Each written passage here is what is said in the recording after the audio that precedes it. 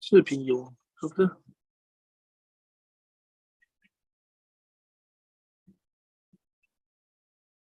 声音才最大了。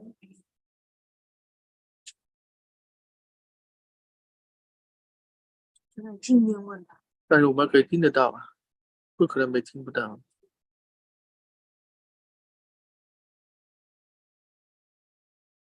那参会者才18个人，怎么这么少？他不是说有登记了500个人吗？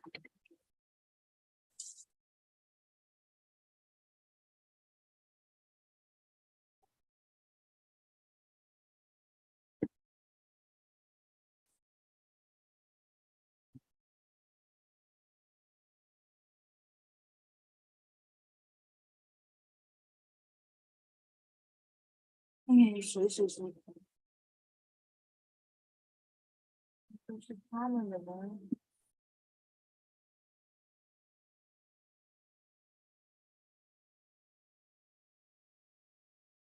怎么会没声音呢？没有认识的。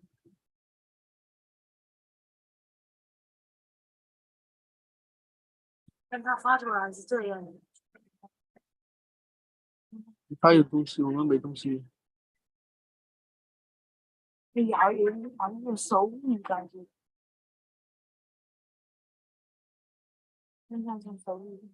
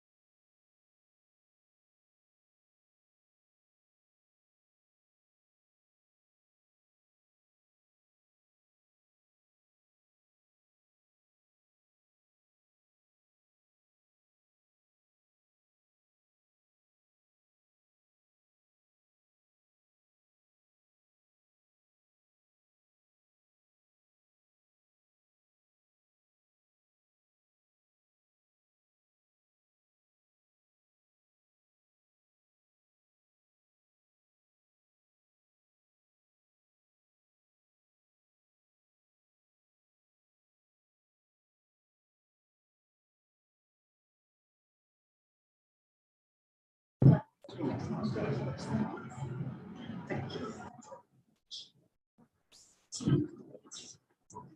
you hear?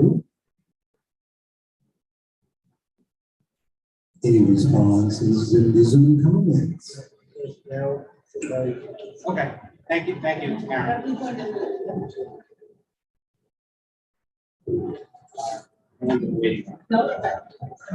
Okay, so you can hear us?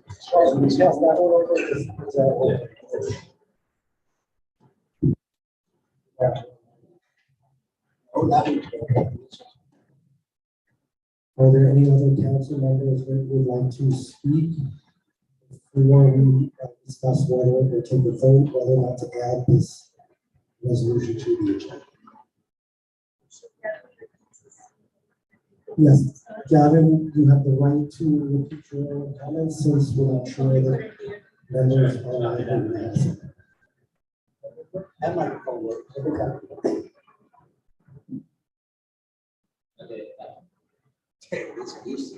Thank you. So what I said before, and I'll also say this again for the sake of the Zoom audience, and so please bear with me in person audience, but this resolution was distributed to the council and to the public at 3:15 p.m. today. So we did not have sufficient notice, sufficient time to review it. Now the bylaws say that by vote of a majority of members, by vote of 7 members, we can put it on the agenda for today. However, the open meetings law, which I know as New York State law overrides any provision of our bylaws that is conflicting. Our bylaws make that clear in Article 7 or 8, I believe, and that's just a matter of state law. So we are introducing a resolution with less than 24 hours notice, which is in violation of the open meetings law. And I object on those grounds. And I also object because I think it is deeply disrespectful to the rest of the council. It is deeply disrespectful to the public, to the families of District 2, who we are, supposedly here to represent, that we are, not giving them sufficient time to review the matter of public interest today. We're here for the public. This is not a private club. And, we should treat it accordingly. And I'm just really, chagrined, dismayed, and, generally displeased in that this council has shown such disrespect for the public. Thank you. Would any council members like to speak on this issue? Okay, I would actually like to speak on this issue. First, I would like to say I disagree with the interpretation of the open meetings law that has been put forward. We do have a process and a procedure that allows resolutions to be presented on rather short notice. I'm not saying it's an optimal procedure, but I know there was a bylaws committee meeting recently. I don't know if that was an issue that was discussed or that was raised in terms of extending the time period. Resolutions could be presented. I think you were at the meeting. I don't know if that issue was raised. But my objection to place, and this might surprise a lot of people, I personally don't feel that this resolution should be on its agenda. The reason I feel strongly about this is, first, let me just say I absolutely 100% support the sentiments of this resolution. I'm absolutely in favor of the state of Israel. I condemn anti-Semitism in every form, and a family that lives in Israel. I feel very strongly about these issues. But if I don't put District 2 through the Education Council as an appropriate forum for resolution of this particular time. And I think we're putting council members and we're asking council members, putting them in a very uncomfortable position on a political issue. And this resolution is in 2 parts. It's the support of Israel and the second point is deals with the anti-Semitism part. But whether or not someone chooses to support Israel or chooses not to support Israel is a personal decision that may have nothing to do with anti-Semitism, could be for a variety of reasons. I'm pretty sure that every single member of this council, when you were questioned or when you did your statements about why you're running to be on this council, do not say that you want to discuss issues in the Middle East. I think we're setting a bad precedent I think that we haven't taken positions on other issues such as George Floyd. We haven't taken positions on issues such as Ukraine. But I do feel strongly, and I would vote to support this resolution. I don't think it's appropriate in this particular forum to have a put on the agenda. And I also think that given the sentiments that are out there, the strong nature of the feelings that are out there, that forcing the council member to go on the record whether they abstain, whether they support this resolution, whether they oppose this resolution, is really putting somebody in a very uncomfortable position that I think goes beyond the scope of what we should be doing here and the issues that we should be thinking. So while I do support this resolution, I do not believe it should be added to the agenda tonight. So I will be voting against adding it to the agenda. So, Yeah, Sarah's fine. She's here. Yeah, sorry about that. Yeah, I appreciate your statement, and I would just also like to add that I don't have capacity to review anything in 3 hours of the meeting and keep straight from work. I work in the Bronx at the Job Corps Center now, and so we support youth. I think we can all be respectful of each other's other life. This is no one's full-time job. So please just, if you would be so kind as to give some time for us to review things with the focus that your writing deserves. Thank you. any other members wish to be heard on this particular issue? And in that case, Nobody else wishes to be heard. sure. Councilmember Lang.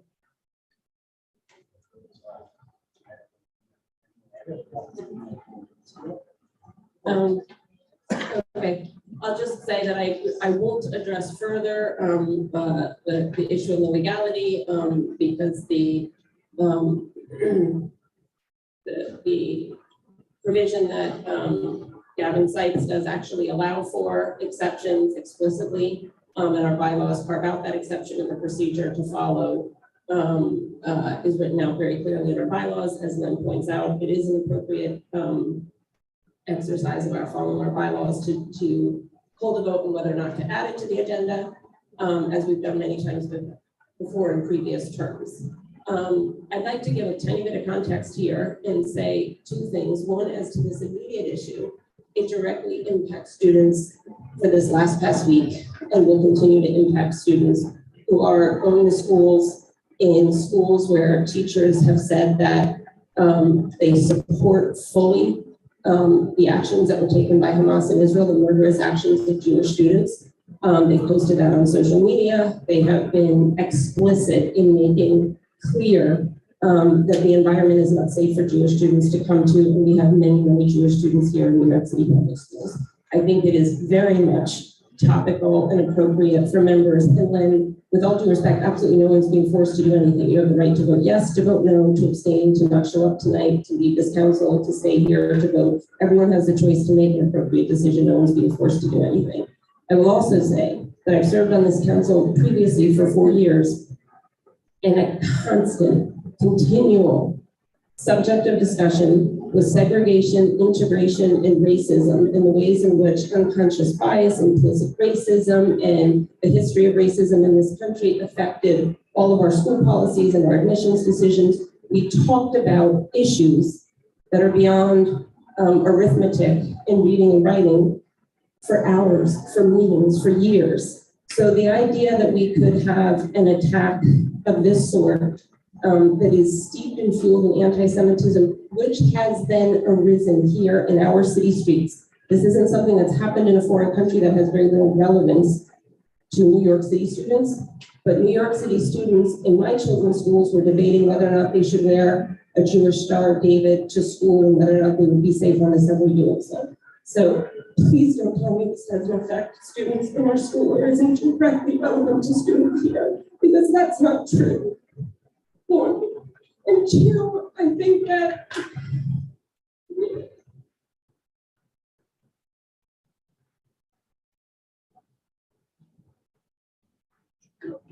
with regard to the idea that the adult professionals in this room can't read a 458-word resolution is just not credible. It's much shorter than an average op-ed in a newspaper, which people read on the subway, read in casual passing. If you follow the email chains about the minutia of this council, they go beyond 450 words over the most minute details. The information that the Office of City Planning is going to give us tonight is far more than 450 words, and none of us have seen it beforehand. We're all expected to be able to listen to it, to process it, and to ask questions about it. I've seen it before too, Daniela, but I'm saying that we don't have an inability to process information that's being presented at the same time. And so for all those reasons, I think, and I will also say this, I happen to agree with Gavin Healy that we should, to the extent that we are able, always give as much notice as possible. And I have done that. I did that in the last resolution that I introduced into this council. This is a council that impacts a current event, and it required a great deal of changes to create, because it is a contentious topic, it required a great deal of changes in order to get a version of the resolution that all of the co-sponsors agreed to. And I think it happens to be a beautiful version that is appropriate to this body and to this larger school system.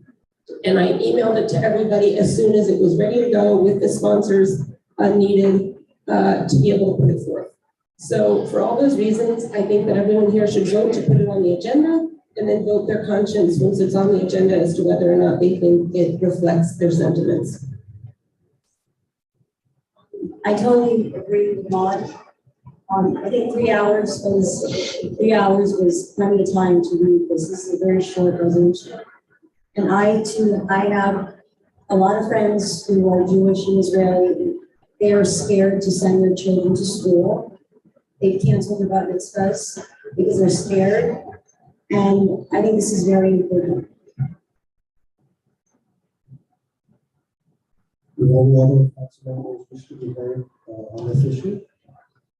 In that case, we would like to make a motion to add the resolution to the agenda. I make the motion. I'm just saying. That I'd like to make. Okay. One. I'll make the motion to add the resolution to the agenda. One seconds the motion. Well, we're going to call for a vote. This vote is specifically whether or not to add the proposed resolution to tonight's agenda. Okay, again. Bree Boparai. Allison Bowen. Yes. Danielle Agaroff. Gavin Healy. No. Charles Love. Yes. Maud Maron. Yes. Soul Patel. Jessica Savage. Sarah Schechter Ehrenberg. No. Sabina Serenise. Yes. Leonard Silverman. And I will be a yes, but the motion does not pass. It is 5, 1, 2, 3, 4, 5, 6. Wait, 1, 2, 3, 4, 5. 5 to 6 to 1. Right, 5 to 6 to 1. It does not pass. And I just want to follow it up by saying if the sponsors of the resolution tweak the language, we have that right. The next item on our agenda is a program presentation. And with us, we have representatives from District 2 Office of District Planning, and I get it right here. So I'm going to ask you all to come up here. I think we also have a presentation that we'll have back here.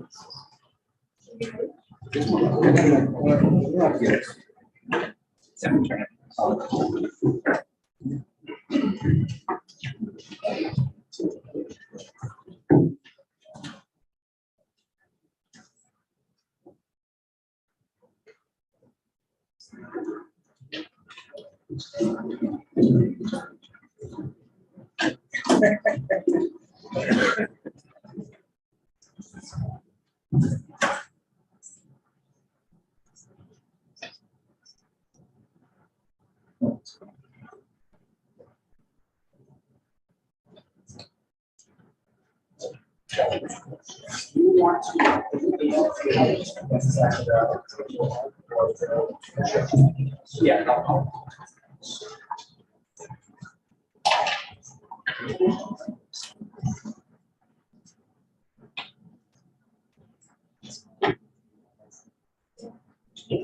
Yeah, it's just a few. We printed them and they're individual.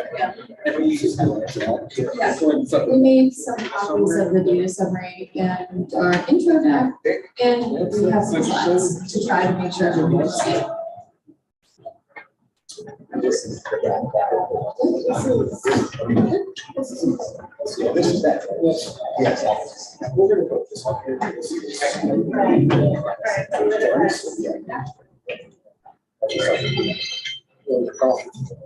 Gotcha, yes.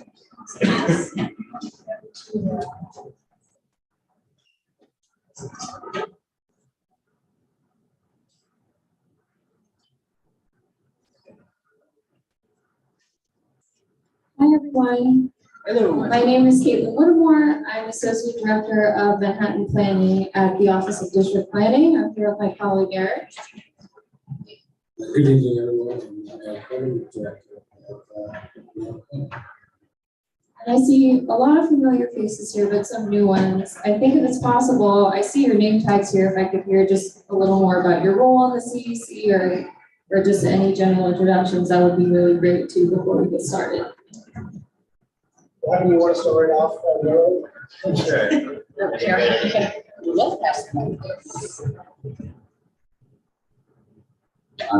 Hello, my name is Gavin Healy. I'm a new member of the CEC starting from July. I'm the IEP representative, and I'm glad to be here and I'll definitely have some questions for you later, but I'm looking forward to your presentation. Thank you. Hi, I'm Somal Patel. I'm the Manhattan Borough, one of the two Manhattan Borough resident representatives to the council or district parents, and looking forward to your presentation. I'm Sarah Schaffner-Hamburg. I'm another member as an appointee, council and district parent. I'm Jessica Savage, a new member of the CEC this July, and Hi, I'm Allison Bowen, and I was elected to the CEC for this term. And I'm Manpreet Gopharai, they call me Queen. My first time on the Zoom. Hi, my name is Greg Slutskin. I'm a recording secretary. First year. My first year on the season. Doing the best I can. My name is Greg Slutskin. I'm the recording secretary of this year.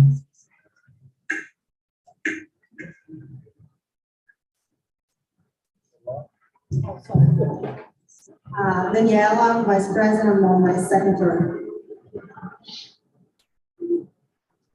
I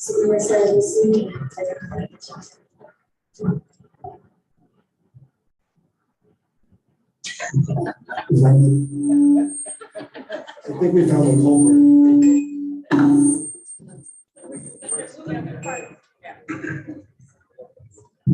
The news is it works totally fine. Charles Love, first term.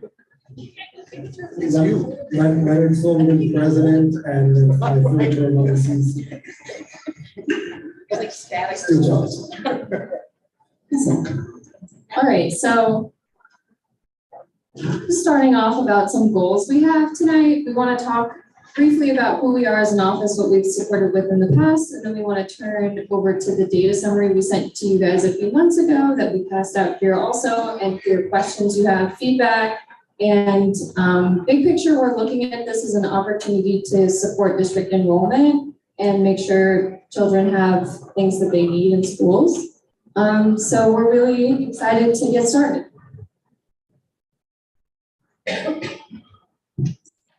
So the Office of District Planning works with communities, we work with superintendents, we work with CECs to identify historic needs, new needs in districts and find new ways to meet these needs. Some things we've supported with in the past were the resiting of PS 150 to Trinity Place that allowed them to be in a not overcrowded building. It allowed them to expand by a section on a grade. We support with things like enrollment planning, looking at schools that are high demand that families want more access to, seeing if they have space in their allocation to grow. We've supported with the opening and co-location of School at Walls High School, which provides new innovative programming, hybrid learning for students, really cool opportunity for students who that appeals to. And we also help with co-locations. We supported City Knoll with their temporary co-location in the 111 building that expires at the end of this year. So we're continuing to have conversations about the best next step in school.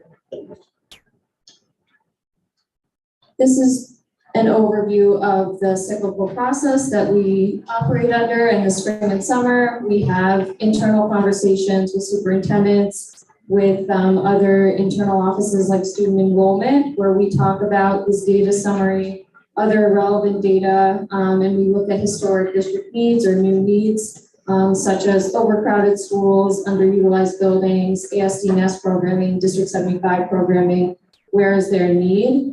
Then we have district data consultations with every single district in the city. We cover districts 1 through 6 in Manhattan. We also see the citywide councils where we continue these conversations. We have a data consultation like we're having now. So we can hear feedback on what you're seeing in the data. Does it align with what you're hearing from communities? Is it different? Is there something we're missing? And share any potential ideas that we have for this year. And really interested in hearing what you guys also are seeing. And then we continue to have conversations about scenarios. We have SLT meetings, we have community meetings, we have other meetings with schools. And some of those scenarios become proposals, which fall under Chancellor's Regulation A190, which is voted on by the Panel for Education Policy. So we're the office that supports with that. So as I said, we have a version of this meeting typically every single fall. We send out the data summary as soon as we're able to. We have conversations about enrollment, articulation, how are choices families making now versus before COVID different. And we root these conversations in, again, ways that we can support district enrollment as best as we can. And we're looking forward to hearing any new ideas you guys have for us as well. We're also continuously trying to find new ways to talk to communities, not just CECs, but also school communities, to make sure if we have ideas, we get that out there as early as possible, and that it's more schools bring us ideas than we're bringing them ideas. So we're continuously trying to find ways to get to schools as early as possible, talk to communities, talk to you guys. And it's also data transparency, giving you guys this data summary as soon as we're able to, and making sure that we're available to answer any questions. So I'm just also going to talk briefly about Chancellor's Regulation A190 for folks who don't know. A major school change would be a co-location, a new school opening. School mergers is another thing, or reciting. So when that happens, we post something called an education impact statement on the DOE's website. That is a big document, 30-ish pages, that entails what the changes, the years, the proposed impact on the other schools in the building, utilization, projected enrollment, and we also send this information to impacted school communities, CECs, superintendent. We provide something called parent letter, which is a Q&A for families, where it entails what are the big picture impacts for your child.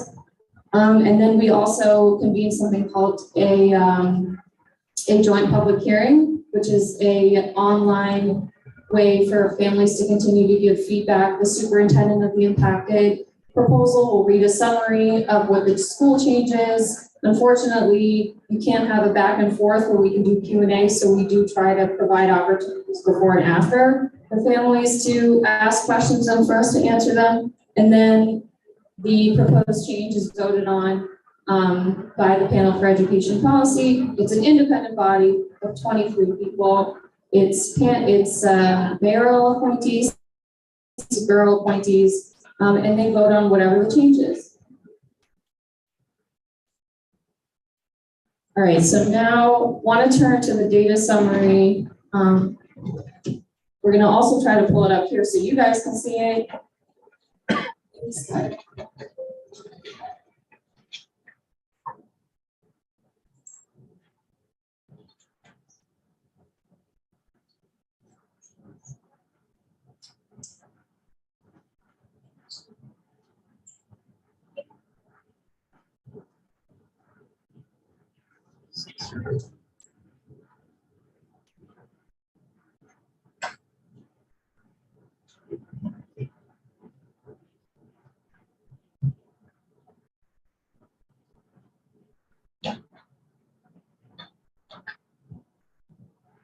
Awesome. Yeah. So just want to start it off by turning to the council. I want to see if you guys have any questions about the data or any particular pages that you want to go to.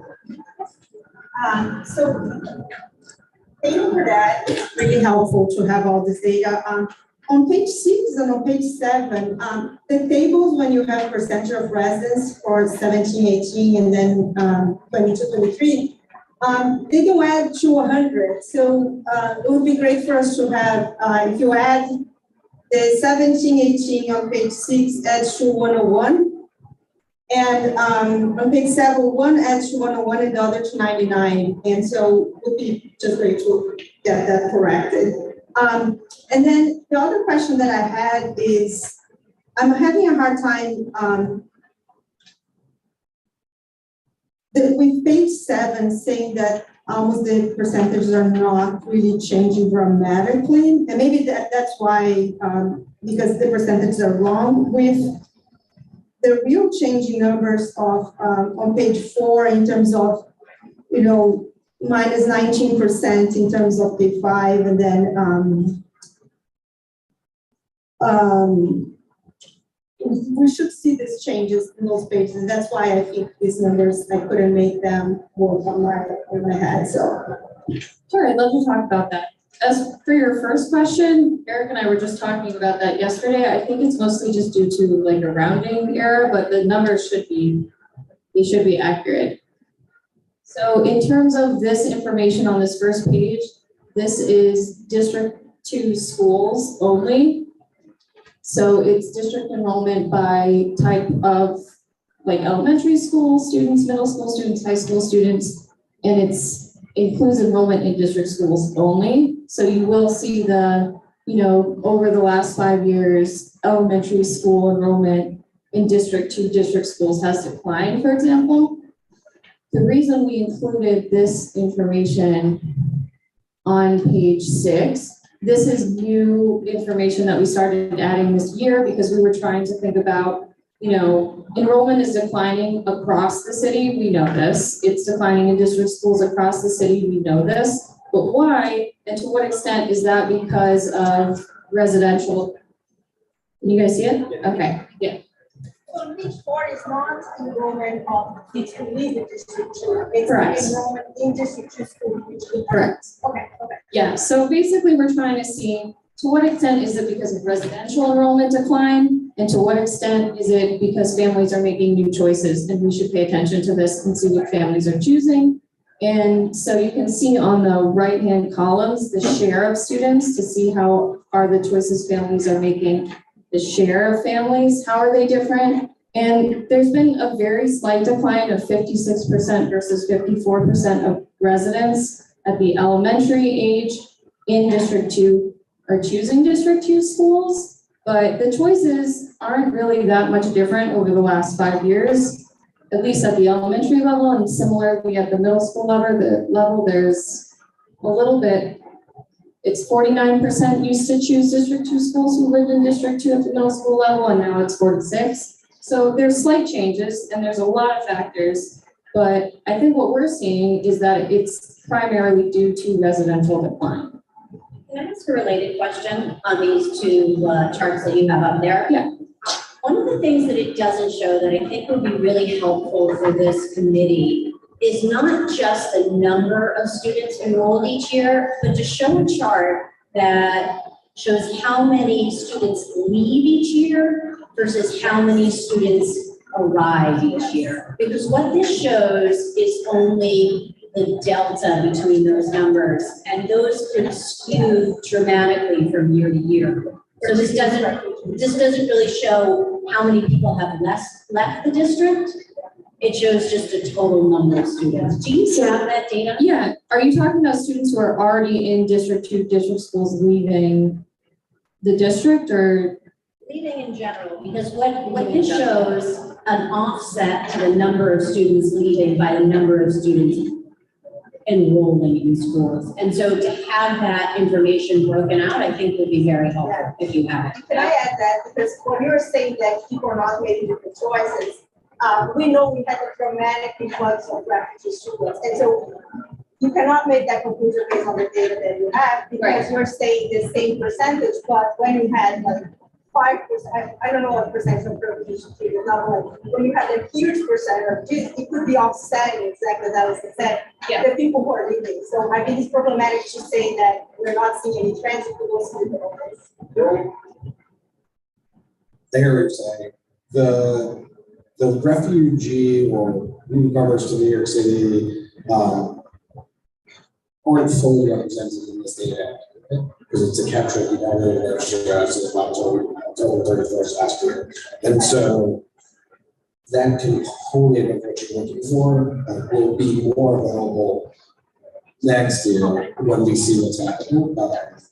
Right here, like sort of. Yeah, I think the request is beyond just the migrant students. I think it's just a data request so we can understand the data better overall. I think in general, we can look into if it's possible to achieve that data. Thank you. But traditionally, there's definitely people leaving. That is sort of So what was the date that you just used to when like a point in time what was captured on what? So the audited register is like a snapshot of time, sort of like, this is why we got to share it. So all of the enrollment figures are from the audited register, which is a snapshot of time on October 31st. The data isn't going to be available to us until around, I think it's like January, February is when we release it, but it is that snapshot. There's so much transfer in the beginning of the year, they always use wait until kind of October where it's more It's not perfect either, right? Like, but when you're trying to compare enrollment trends year over year, or Time over time, that's sort of like the standard we use. It's information about it, which is why adjustments are made, made first funding, so on and so forth, sort of, it's sort of best at time. So. You don't get the data until January or February, and then the snapshot's taken on October 31st. Will the superintendents get that data when the snapshot's taken? So we have access to a little bit more of that. We can look at sort of live enrollment and unaudited registers. We sort of have previews of what's happening on the ground. The data that's shared publicly is typically the audited register, which isn't publicly available until around February. I think it's January, February. It changes every year. So we'll go through the data. That's what it is. Okay, so the unaudited data that was provided internally, but not for the public. Kelly, do you know the answer to that? That's true, right? I can say that we have, like, when people have asked me at this meeting about.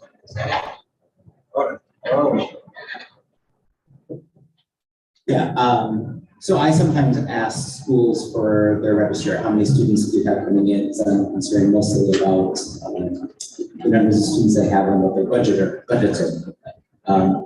So I don't have all of those data compiled entirely.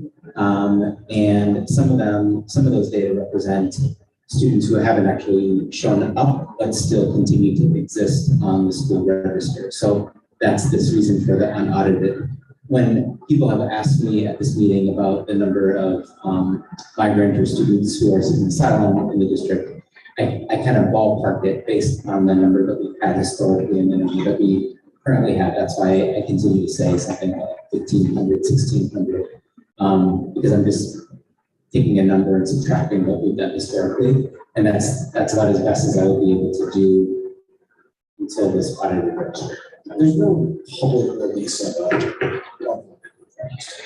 We will reference it. So Caitlin was talking about the A190 process and writing educational impact statements. We occasionally will reference the unaudited register in these educational impact statements, which will be, we'll look at this one spreadsheet that is the unaudited register and take that snapshot. It doesn't take into consideration some things. and long-term absences and stuff like that. But we will probably reference that register as alternative. And the reason for my question is because we're often dealing with data that's lagging so much. And when we as a council are trying to address issues that are so current and have to do with this year's enrollment and what schools are facing this year, it's so helpful to have data that's more recent. You know, some schools in particular, a school that that I'm aware of downtown has had a big influx of students this year, for example, wouldn't be captured in this. I don't know how you've spoken to the principal down there, but just being able to be aware of that stuff in real time or as close to that as possible allows us as a council to be more nimble. When I look especially at page 4, I think there's no question that the overall trend is a declining world. There's no, I mean, and when Kelly is talking about as many as 1,600 migrant students, as a percentage of the district, that's got to be by almost 10%, which is really, I mean, that's frightening to me because that really shows that this 2.4% number for 2022, 2023 could be significant. So what does that tell you? Is the demographic trend people leaving New York City, or does it measure the decline of what's in the population of New York, or is there something else going on? What's the reason behind enrollment decline? Correct. I mean, in other words, does this 2.4% number here, people, families that left the state too, as a percentage of the overall population, and the other part of it is it a percentage of people left? I mean, is there any way to give us an indication about what the actual level is?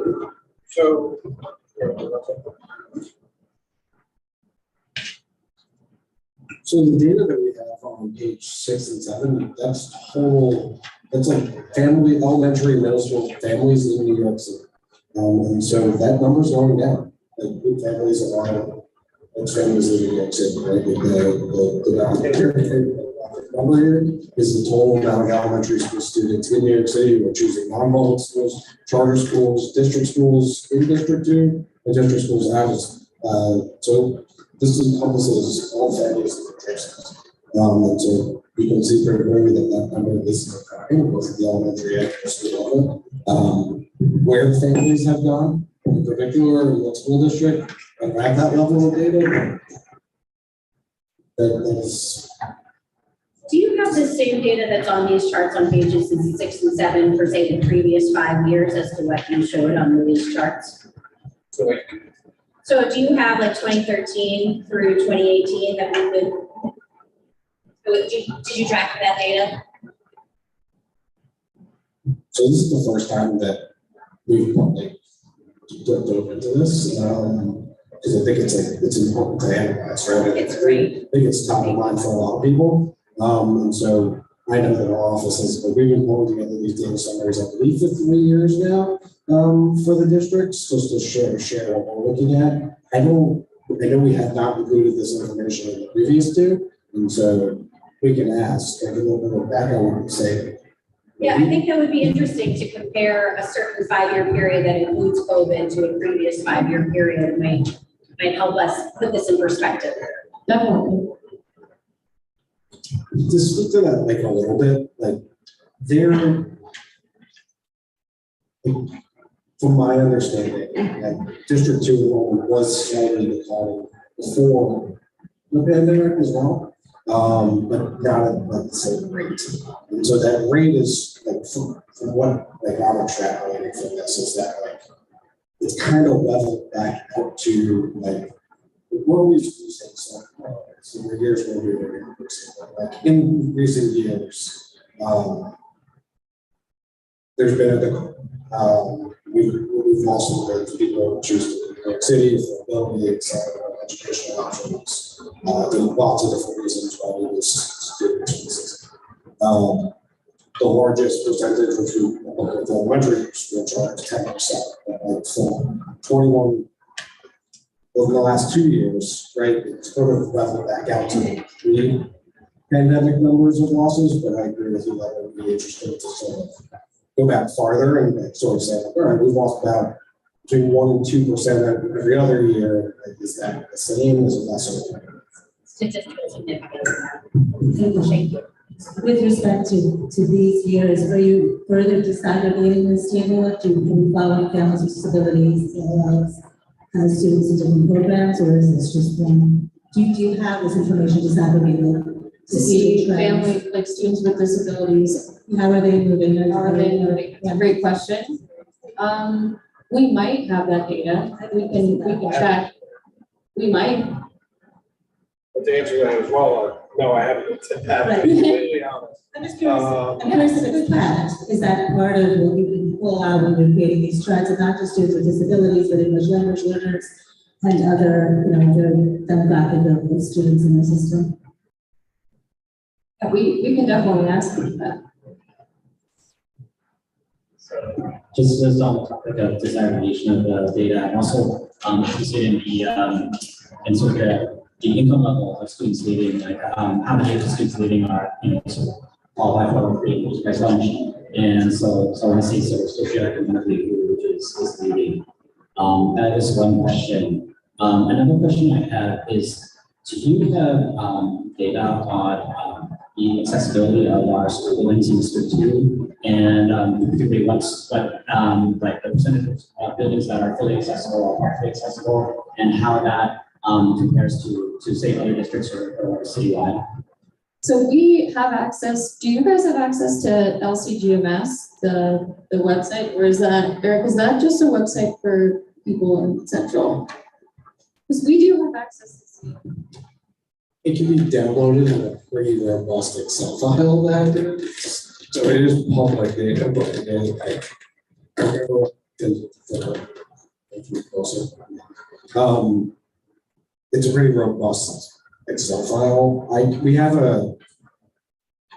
I'll connect with the member of my team to see, like, do we have something that we publish year over year on building accessibility? We should. We can see if individual schools are accessible, like buildings are accessible, and like partially accessible, not accessible.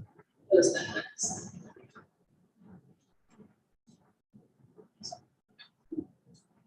Do any other council members have any questions? Okay, well, thank you very much. We're going to move back over there. Great. Thank you all so much for having us. Please feel free to reach out with any other questions, and we're going to look into some of those requests you asked about. Super helpful.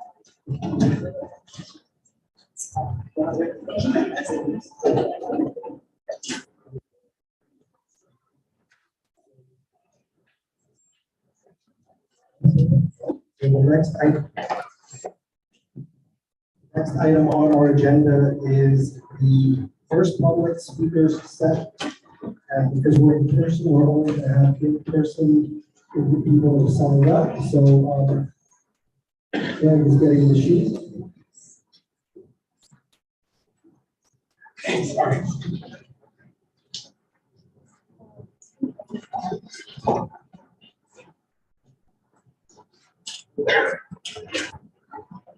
Okay. The first person is Sumatra Ida.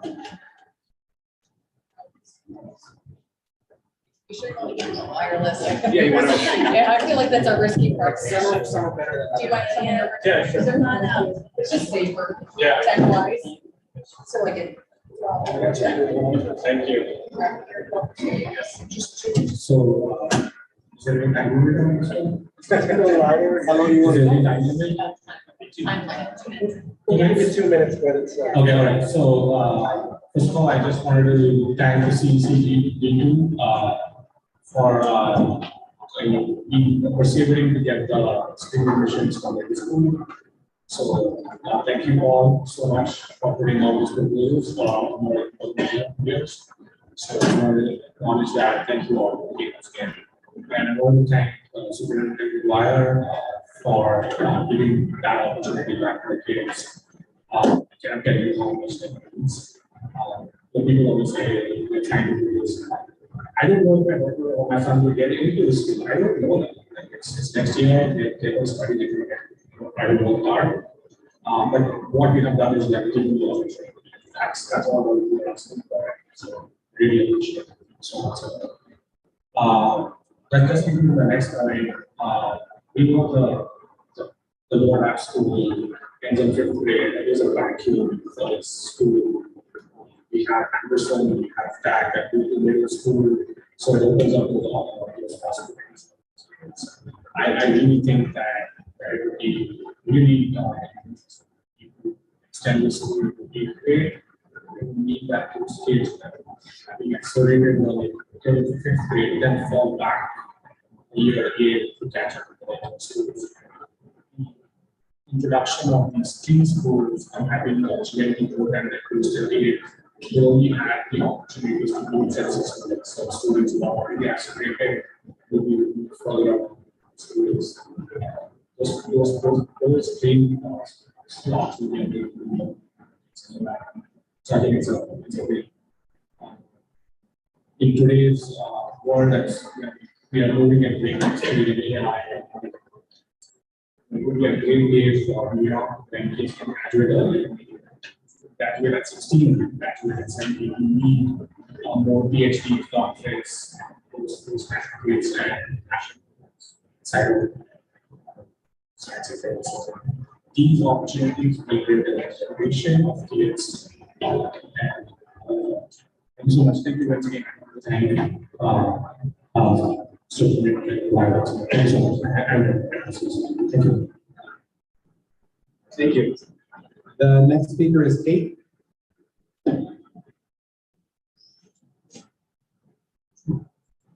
Hello. So essentially what these monthly meetings are really about is how they help kids, right? And so the kids are never going to be brought here. It's the middle of the week. It's late. They're doing homework. They're done. So the parents have to be the voices of the kids or their advocates, right? Either you guys want to listen to parents or you don't. I was really saddened that the resolution didn't pass last time that would allow parents to comment and talk. The arguments that were made against that were insane to me, and it seemed to be based on the bad behavior of past councils and not wanting to invite looking groups from the public.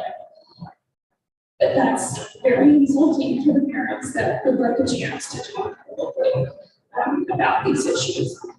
And then to get to the issues, I would say you guys seem very divided still, and that's maybe the way it's always going to be. But could you guys all come together and make a list of issues that maybe all of you could get behind and start passing resolutions that actually impact my child, who by the way is a 6th grader to 8, 9 and has dyslexia, and would really benefit for some of the issues that are going on that I know the larger city is talking about, but never been talked about here. Never. Not even a little bit resolution. So I would really beg you all to think about what issues you guys want to spend the time on. I don't really have time to be here tonight, but I'm going to be here all for 3 hours. It's kind of insulting to sit in the audience and you guys are spending half an hour talking about data. None of us can see it. You know, we have no idea what you guys are talking about, but you're forcing us to be here in person if we're to have a voice for our children. Please buy us handouts or make it legible. Otherwise, why would I come? Like, either you want our input or you don't. So please keep that in mind.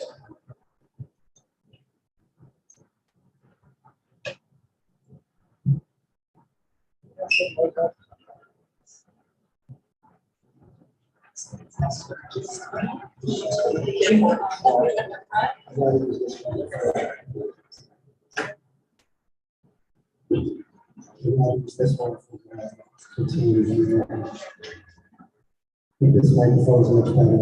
There were handouts, and thank you, Gavin, for distributing them.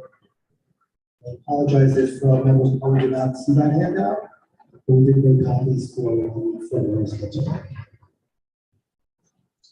The next item on our agenda is the report of the president.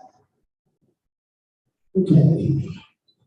I want to just first stress that the comments I'm about to say are my own, and will not be comments that should not reflect the official positions of the District 2 Community Education Council but I hope that some of my fellow council members will share the sentiments I'd like to express. As you saw, we had a discussion earlier tonight about what happened in Israel.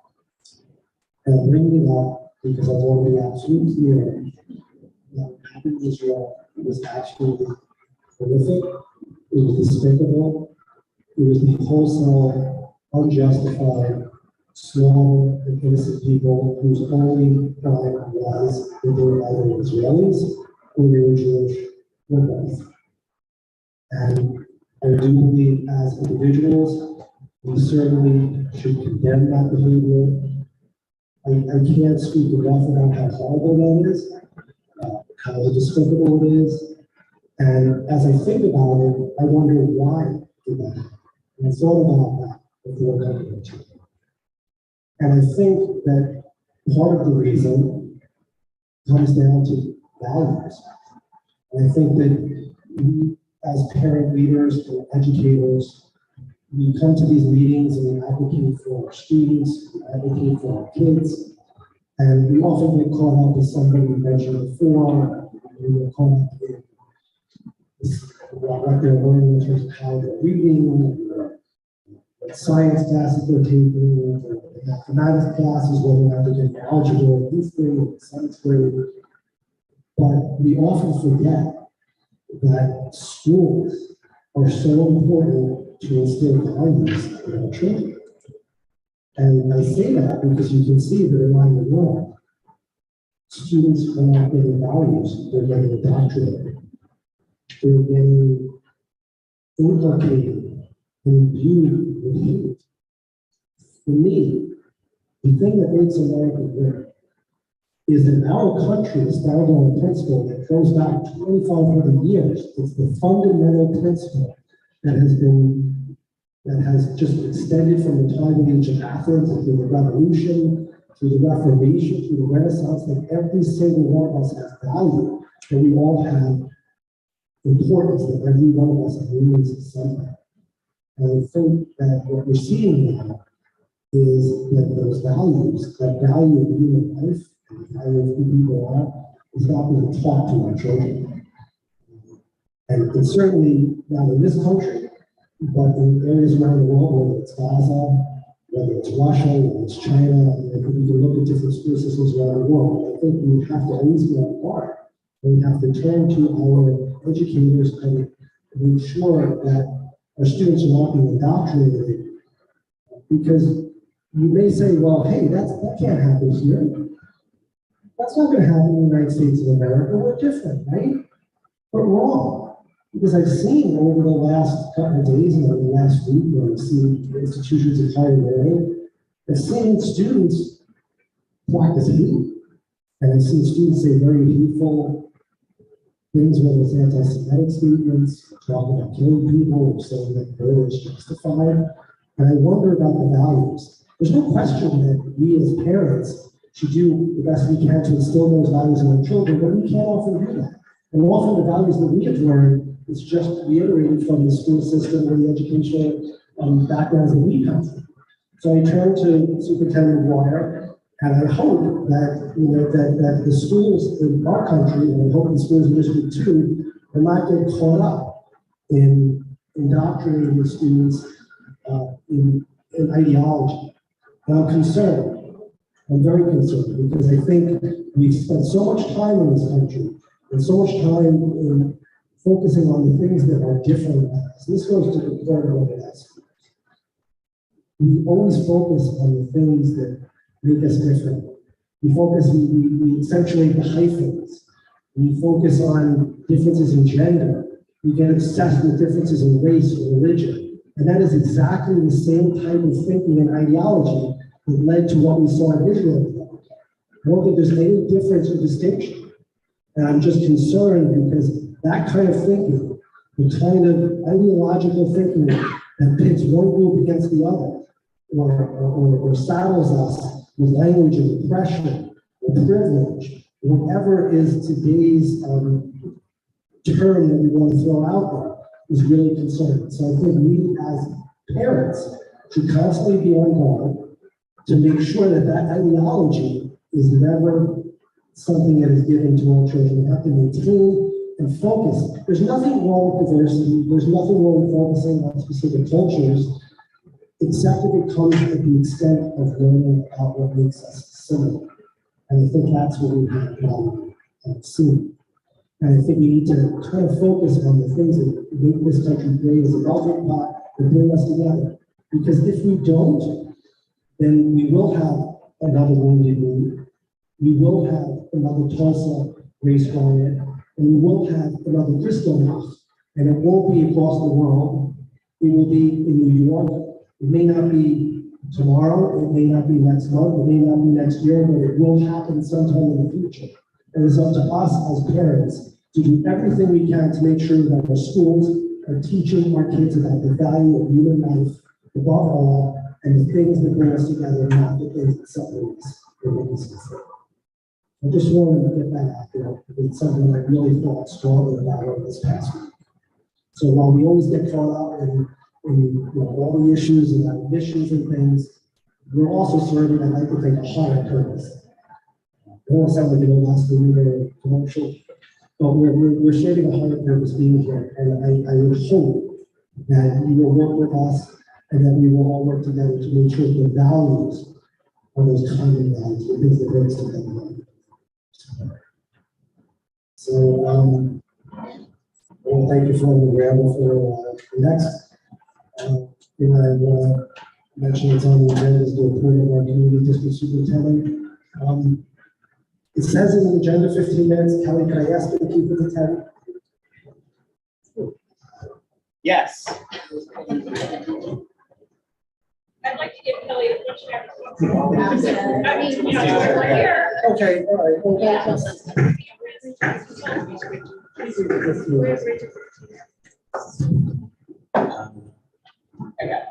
So, thanks so much for having me. I knew that I actually anticipated that the district planning portion of the meeting would go a lot longer, so I did keep it short, knowing that we have a time limit here at 3:33. But you know, I too would like to start tonight by extending my thoughts to individuals and families at home and abroad who are suffering or impacted as a result of attacks from Hamas on Israel and the continued violence and loss of life in the region. As a District 2 team of school, district, and central staff, we would like to reiterate to our families that we are here to offer our care and compassion for students. In times of tragedy, fear, and concern, our schools are here to offer a safe and nurturing place for all of our students. Children spend a huge portion of their day in school, and we know how essential it is for us to be acutely aware of how our students are doing and to communicate with families when we notice kids are having a difficult time. While this is always our role, we understand how essential this is for everyone. I would also like to talk a little bit about some other key things that have been coming up here in the city. And so this month we observed the public release of the New York State testing data. As Chancellor Banks shared, the results from these exams are promising. We also realized that this year's exam is based on the next generation learning standards, and it is difficult to compare this year's results to those of past years when the exam was based on the Common Core learning standards. As analysis from the 2023 exam deepens and we begin to see more results from around the state, we will have greater context for success in our district and city. In the coming year, we will also observe the results from the NAEP exam, which is held up as the best long-term measure of student achievement in our country. Knowing how our New York State exam results compare to NAEP is essential. But looking at the District 2 state exam scores from 2023, it does show that our students are improving in both ELA and mathematics. We are also observing some strong improvements in math amongst our students with disabilities. And we look forward to a more thorough analysis of these data when compared to both state and national, when comparative data, both state and national, are released. The blue bars that you see there represent District 2 data, and the orange line is New York City. On the left is the state ELA exam, the percentages of students who are scoring at levels 3 and 4. And on the right is the New York State math exam. Again, the students performing at levels 3 and 4. The upper right-hand corner of each box, 3% and 7.2% respectively, is the change from state exam scores overall from 2022 to 2023. And so again, we'll look forward to more results when we receive the broader New York State results, as well as the gold standard for testing here in our country, the NAEP exam, or the National Assessment of Educational Progress.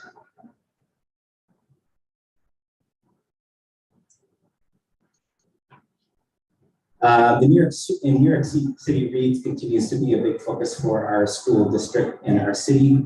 We continue our work forward to strengthen literacy outcomes in our district. In December, we will need to officially indicate our district-wide choice for a K through 5th grade literacy curriculum. Wit and Wisdom continues to be the program of choice for our teachers and school leaders, and we have supported some principals and teachers who wanted to begin this work this year. Wit and Wisdom is being piloted in classrooms at PS 340, PS 217, and we have other schools in our district that are beginning to demonstrate some interest. The big emphasis with this new curriculum is on standardizing strong practices, commonly referred to as shifts. We're going to start talking a lot about shifts in our district and in our city, which are the practices which we're looking to see an increase in practice across our schools. Those shifts are an increase in phonics instruction, use of decodable texts, increased use of small group instruction, practice in fluency, consistent assessment with universal screeners, and as well as secondary diagnostics that will be used when students may flag for a greater investigation of their academic performance, and the use of a content-rich curriculum that builds knowledge and vocabulary. These shifts are implemented to a varying degree already in our district, and in our district schools, and the goal to bring everyone in alignment with these shifts while still creating space for our schools to engage in projects and studies that are important to our community will be our work over the coming year.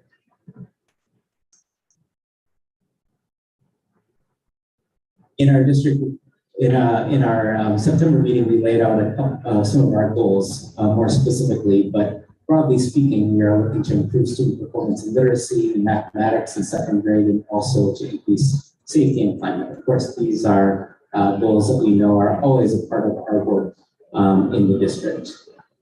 This month, what we're doing as a part of our learning is that we're engaging in professional learning collaboratives. Schools set goals, and we have staff on site to help support help support the development and attainment of these goals. In the newly designed district team structure, instructional specialists are organized on our district team to help schools reach the goals that they have set, as well as to support and implement district goals and citywide initiatives. The professional learning community is a structure that has a long existence in District 2. The prominent education researchers have used District 2 as a lab site and case study for over 30 years. Professional learning collaboratives are defined by sustained structure and study of a curriculum, instructional practice, or other aspect of professional growth. There are multiple professional learning communities operating in the district right now around foundational literacy, middle school mathematics, special education, and supports for students who are learning English as a new language. Yesterday, we met at MS 131, and tomorrow we are at PS 267. Next week, we are hosting a professional learning collaborative at PS 340. PLCs are built around both developed and emerging practice. So sometimes we're studying and observing work in development, and sometimes we are observing work that has been implemented over a course of several years and being held up as a model. In closing, we have a few important dates coming up. In November, we hold our first round of parent-teacher-student conferences. And then also on election day is a professional learning day for teachers, but students are not in attendance. November 23rd, 24th are days of recess for Thanksgiving. And we would like to highlight our newly indicated Instagram page for District 2. NYC District 2 is our new Instagram page. We are not accepting comments to that Instagram page, let me just say, but we are accepting likes, and we'll take as many likes as you'd like to offer. So thanks so much for the opportunity to speak with you tonight. I would like to say that I think that last comment years about not accepting comments is probably the most intelligent thing I've heard come out of District 2 in a long time. I think so we can all agree on it. Do any council members have any specific questions for Superintendent Breyer? I want to ask if you can share with us, and we asked this last month, the number of incidents, of violent incidents in the schools.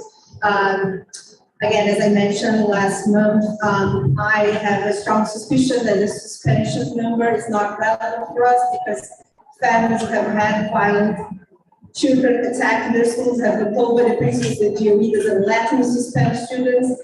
And so, again, we've seen this year the same pattern. The victims have to get a safety transfer. So it would be very helpful for us to, I don't trust the suspension numbers anymore. So we really need the numbers of violent incidents so we can really see if there is any trends and which schools are, we see bigger problems, which are the students are physically safe in those schools.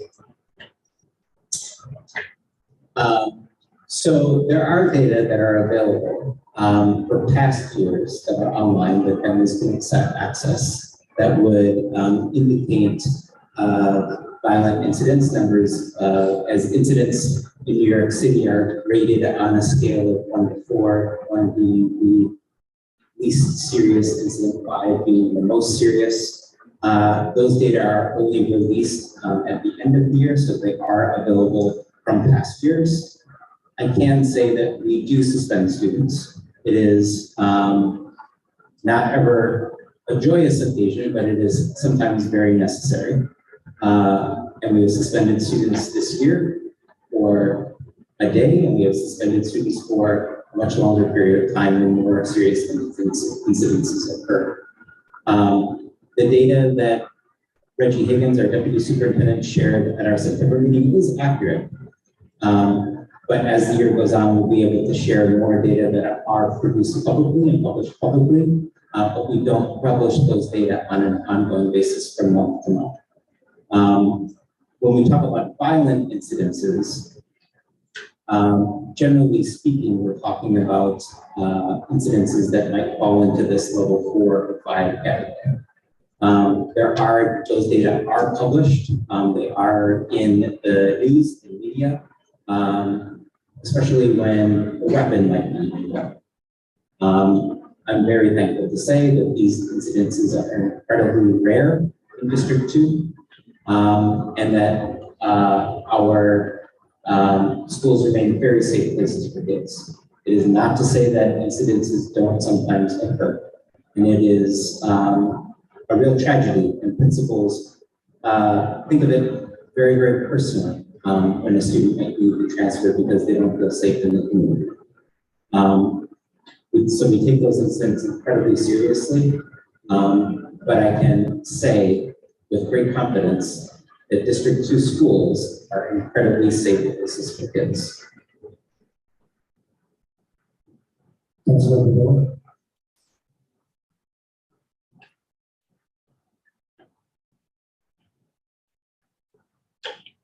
When you talk about this published data, two things. One, does it include all incidences from 1 to 5? Those are available, yes. Okay, and where does the public access this information when you said it's online? There's a school performance site that you are able to go on to and find some data about how students, how different levels of incidences are being rated across schools. The state also has a website that maintains data on student incidences as well. It is available publicly, and I'm happy to share it. So. Okay, I think that would be helpful as a good first step. Thanks. Councilmember Healy?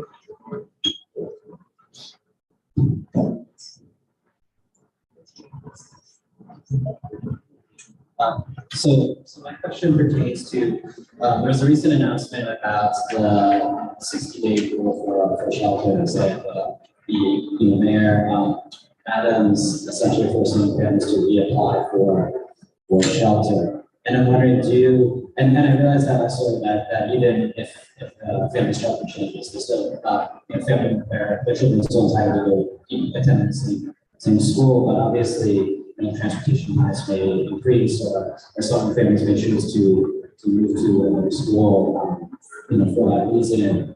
Particularly those, younger students. And do you anticipate any effects on District 2, or like, is there anything that you're working on to address that?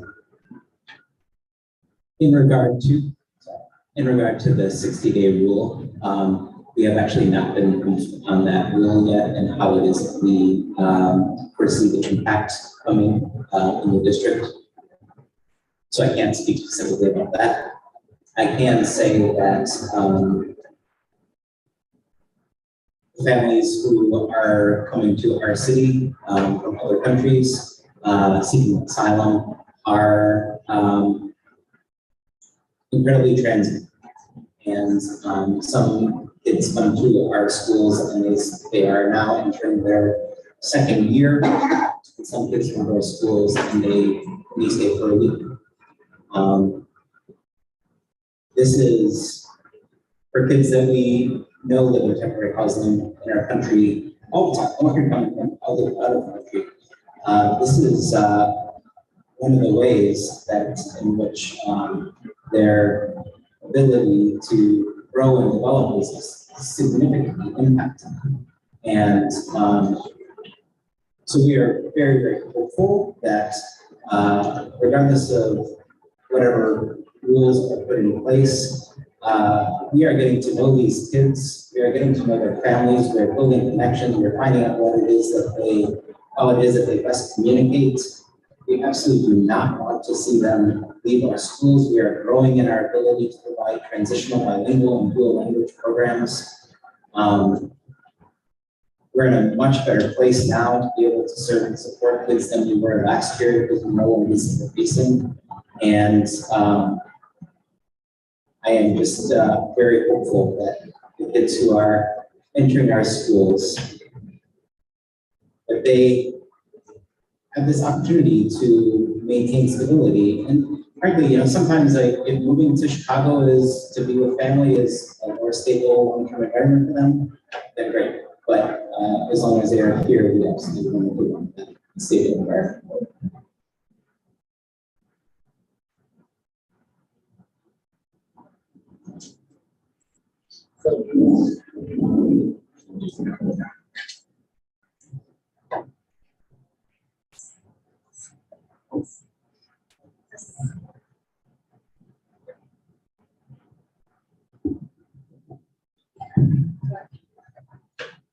So can you just tell us, like, so far this school year, when you see the issues that have been? First of all, I just want to say, I've gotten positive. I know some of them.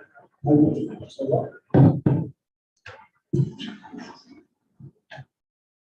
Can you tell us so far this year what the issues that you think that come up in terms of the district that you're facing? And obviously, you mentioned situation.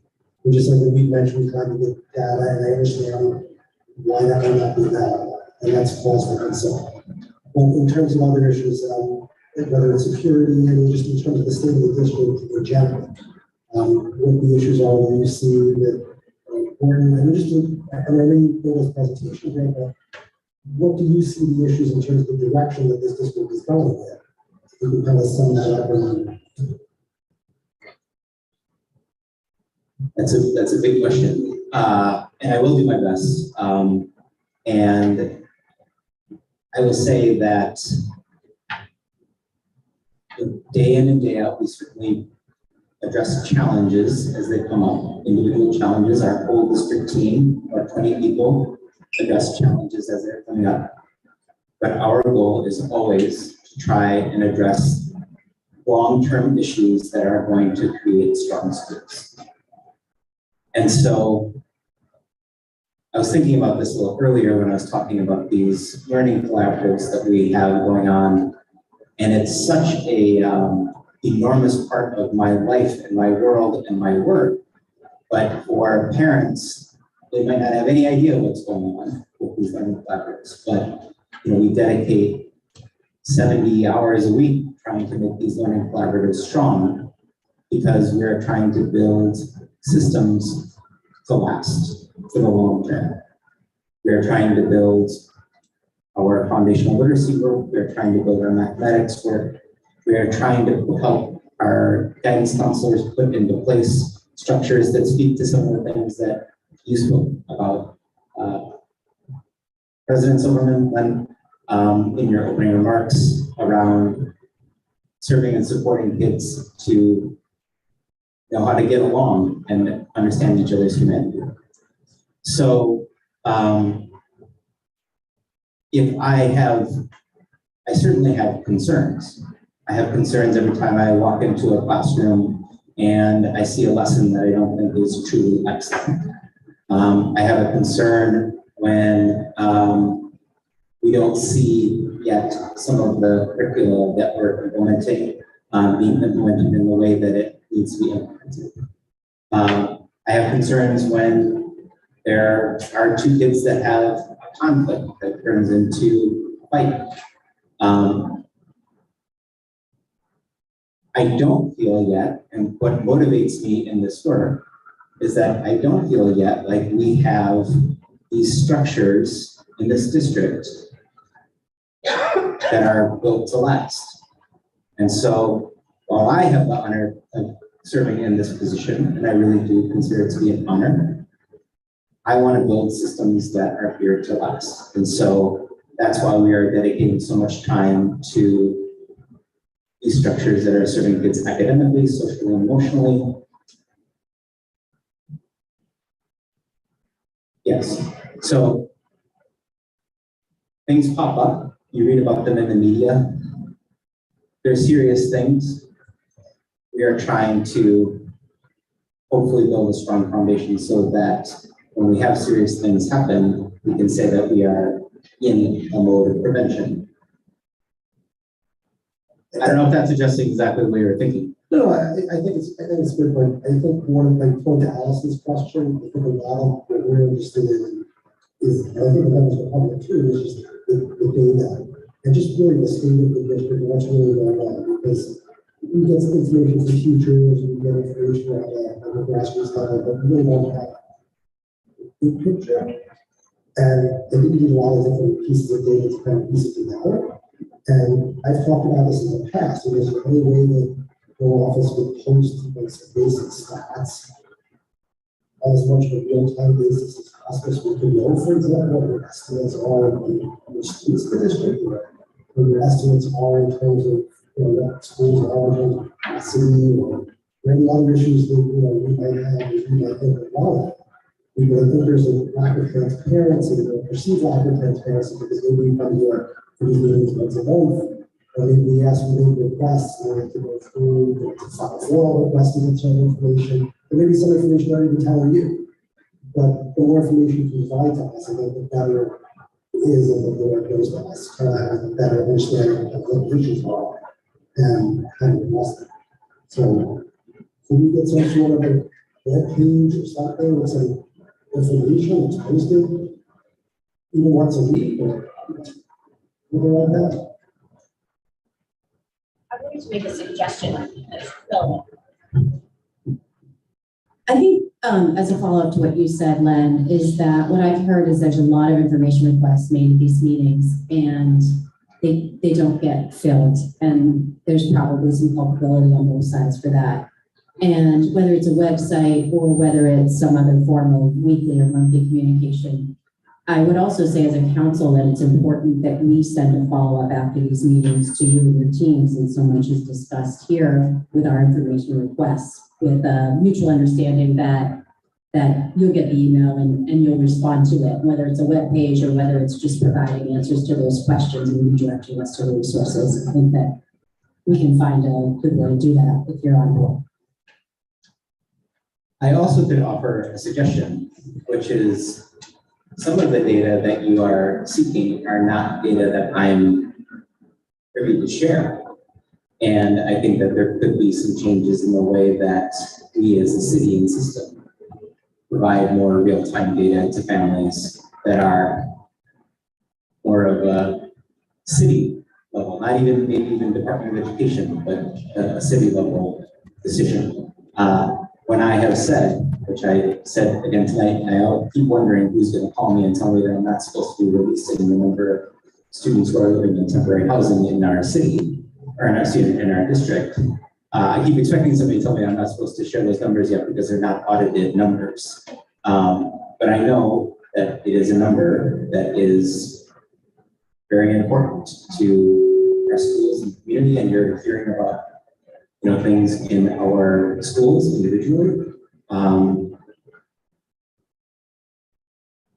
So I mean, the number does fluctuate quite a bit, but it's 1,600. I'm just saying it again to those who are watching. So some data are easier to share, and some data I think I would gladly share with some additional support from others. Sounds like an area for collaboration. It's in. Put that on the list. Yes. Any other council members, any questions for Superintendent Moore? Thank you. Superintendent Moore, I know we have an issue on our working business agenda, but every time we come to it, I don't think we're here. So I just want to mention, ask you about about the student representative, how that's going. Yes. Is there an October? Yes, I agree, and we need to have a student member as a part of our council. For all the students out there, we need some student applicants. We do not. Our family leadership coordinator, Jennifer Greenblatt, reached out to the Central Base office. There was one applicant who was decided to withdraw their application. We need more students applying, and so I have direct contact obviously with the Clinton School because it's our only high school, but I did send a note to Superintendent Bidelman Walsh Simpson, who's working in Manhattan to try to help us recruit. So I will make a public service announcement right now. If you have a son or daughter or student who happens to be a senior in high school, that is a requirement. This is a great opportunity. It can only help on their college applications, and is also a really interesting opportunity to serve this district and learn about this process. So the call is going out. I think there's an additional requirement that whoever is the student member has to either be a president or an official of either the student government or club. That is a requirement, as I understand it. So if you know anyone that's out there, if there are any students or you're watching this and you happen to be a student yourself as a senior, please get your resume to Superintendent McGuire, and I'm sure you'll take it into consideration. Yes, I will take a text or anything at this point. Appreciate that. Thank you very much. The next item on our agenda is committee reports. Would anyone like to make a committee report?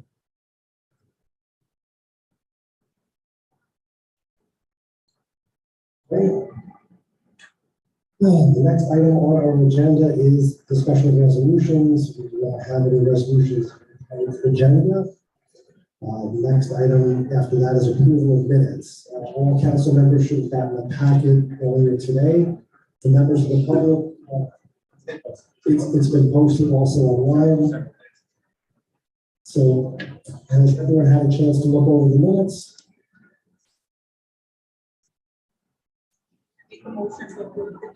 I make a motion to approve the minutes for September 2020. Okay.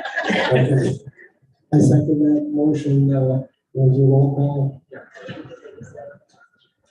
We really need a roll call for minutes. Normally I wouldn't think so, but why don't we do just the minutes?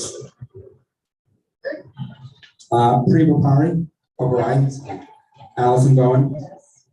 Daniela Egoroff. Gavin Healy. Charles Love. Maud Marin is not here. Sonal Patel, sorry. I corrected myself. Jessica Savage. Sarah Schechter Ehrenberg. Sabina Serenise. Leonard Silverman. Craig Slutskin is a yes. It was 11-0-0 passes. The next item on our agenda is the second public speaker session. So if you're interested in speaking during our session, there's a sign-up sheet back there. Please fill it out so we'll call you so you can have a chance. Also, if you sign up for the first public speaking session, you are welcome to speak again. So please feel free to do that.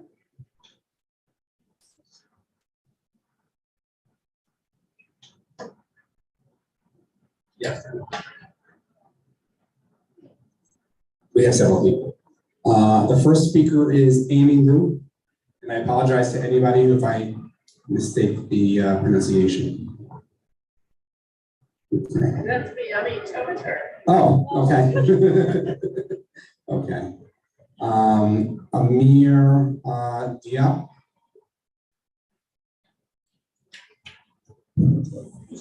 Got your choice. Hello, everyone. Thank you for having me speak right now. I am a children's book author and I do readings at a school. And I actually created a children's book that actually comes to life for the kids as they read it. And I can show you guys briefly if you have a moment.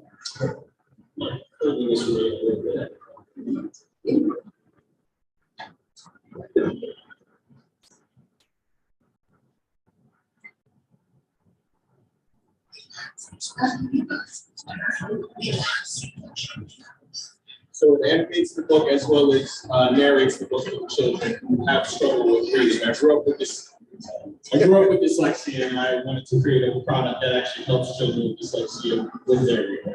And so this product is actually something that I go around to each school with many different districts and work with the kids. Thank you. Yeah. Let's go, Stefan. Latin, you want to go because you have kids in it. You're going to get up. Thank you. Sorry to any parents that got me from the line on. But I have two kids who are starting right now. They also wanted to speak, but they have now gotten shy and don't want to speak anymore. Two very brief comments that I wanted to make, and there's been a long exchange of emails that I've had with President Silverman and Kelly McGuire on this. As a parent, I've participated twice in 2 D30 processes for both an assistant principal and principal. And as part of that, you sign a confidentiality agreement to participate in the process. And if you, there are consequences for violating the confidentiality agreement as part of the D30 process. I'm engaged in a D180 process here, and I'm really very curious to find out from the DOE, and I know that Kelly's not going to be able to answer me here, but I'm wondering if there are any repercussions for any of the other members of our community for violating chancellor's regulations. I'm extraordinarily curious about this because it's a very frustrating process and I can't get a straight answer with the DOE. The other comment that I have to make, which is very reflective of comments that I've made in the past, which is with regards to the lack of dual language education in this district. 2 of them who are here who have not benefited from any of the advocacy that I've done. And I attended a meeting earlier this week in another district and spoke with the superintendent in that district who expressed shock at the lack of support that we have from our own district superintendent for dual language programs within our district. And I had a discussion with Chief DiMaggio at Central, who expressed support for dual language education. And mentioned to me that we needed to have community support and engagement. I'm wondering what I'm doing here every month if we don't have that. And needed to see a pathways to success for dual language programs. And I also wonder what I'm doing here then every single month and every year and year and year when we have a successful pre-K program and then we find excuses as to why not to support it. So I'm shocked, I'm dismayed, I don't know what we're doing, why we can't have this program move forward and other districts are able to make dual language programs move forward, especially with the comments that were made earlier in the superintendent's comments. You can wrap up your remarks. Which were, Where we do have an influx of dual language immigrants in this community, and we also have, as I said last month, we have an existing community that's already here, so I'm perplexed. But thank you for the community support from the CEC. Thank you, Mr. Louder. The next speaker is Jenny.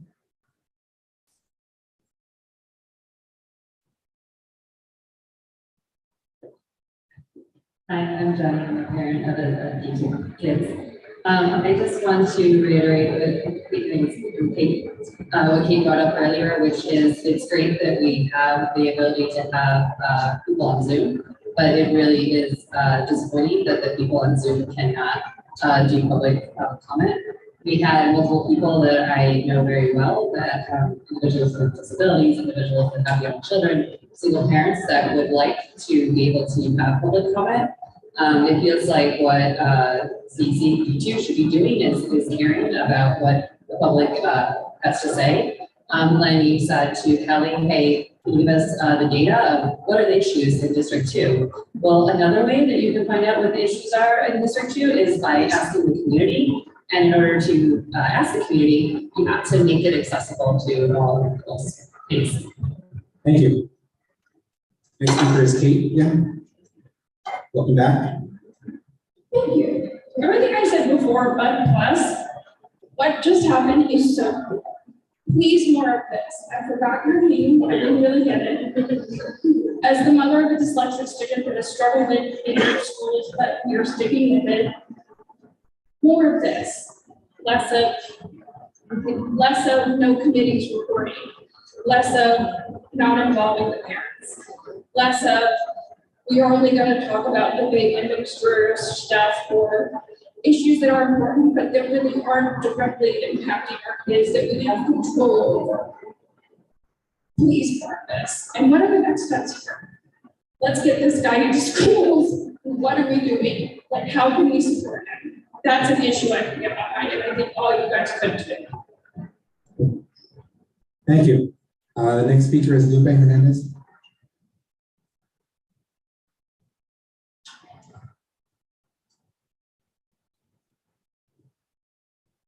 Good evening. My name is Lupe Hernandez. I am a D2 parent, and I'm here speaking in my own capacity.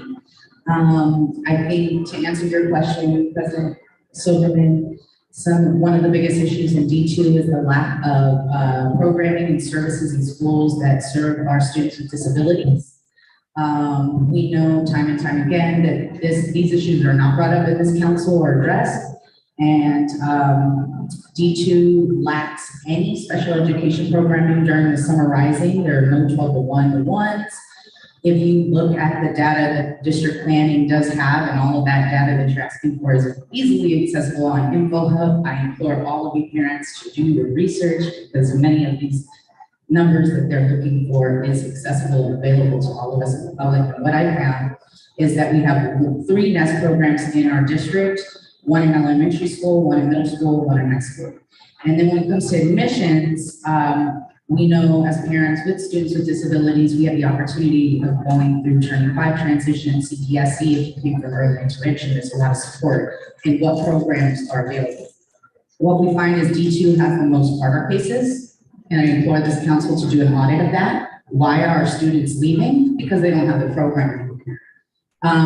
There's zero information on the admissions guidance regarding programs that work for students on the autism spectrum, and the lack of Horizon spaces and seats and BSD and ESA's nests is clearly apparent when you go through your application process. What I did see in the admissions guide was a lot of information regarding accelerated programming, the 4 streams program, the gifted and talented admissions. But you don't give the same equitable information for families looking for schools that will service our kids that have dyslexia. I would like to see more of that. And in regards to public engagement, I implore that, I'm gonna close up. I implore that you take heed and listen to the public as they come, and not, I've seen the bylaws, do not diminish to one public session, especially when you don't give the public opportunities to speak after presentations or superintendent reports as other councils do. And you do have the capability of allowing the public that is on Zoom to participate as well. And you also could pass the hybrid bylaws and resolution to engage more public, and I implore you to do so, because otherwise you're silencing the public when you choose to do otherwise. You are silencing. Thank you. The next speaker is Erica Soto Lamb.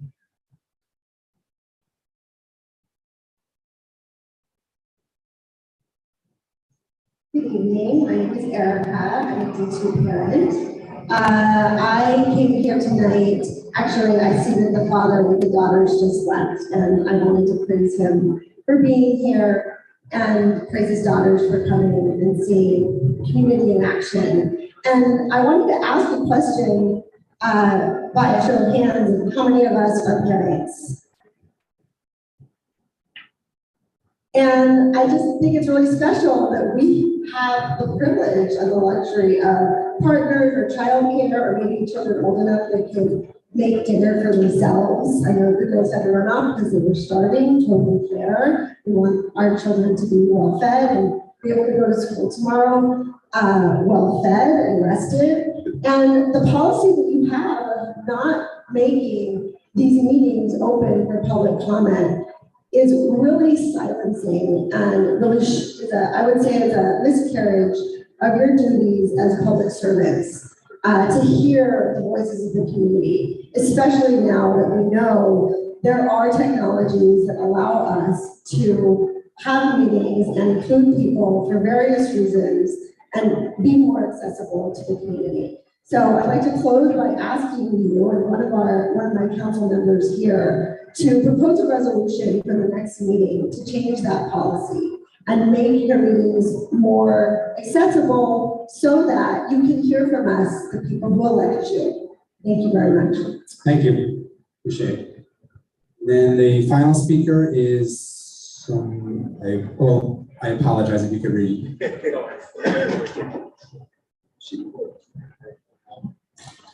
I just wanted to take a moment to acknowledge or echo parents' thoughts for her.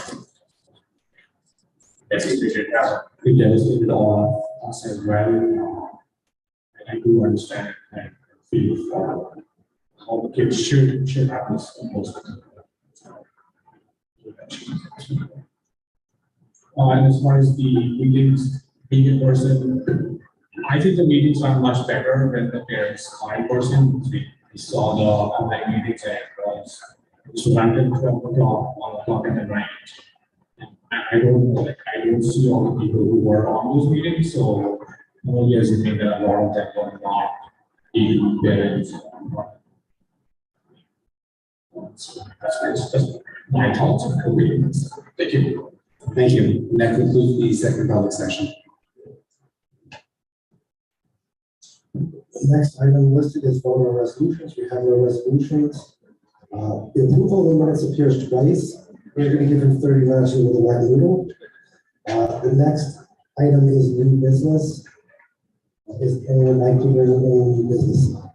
I just want to raise a topic that some of the parents in the audience have mentioned tonight, and that is students with disabilities.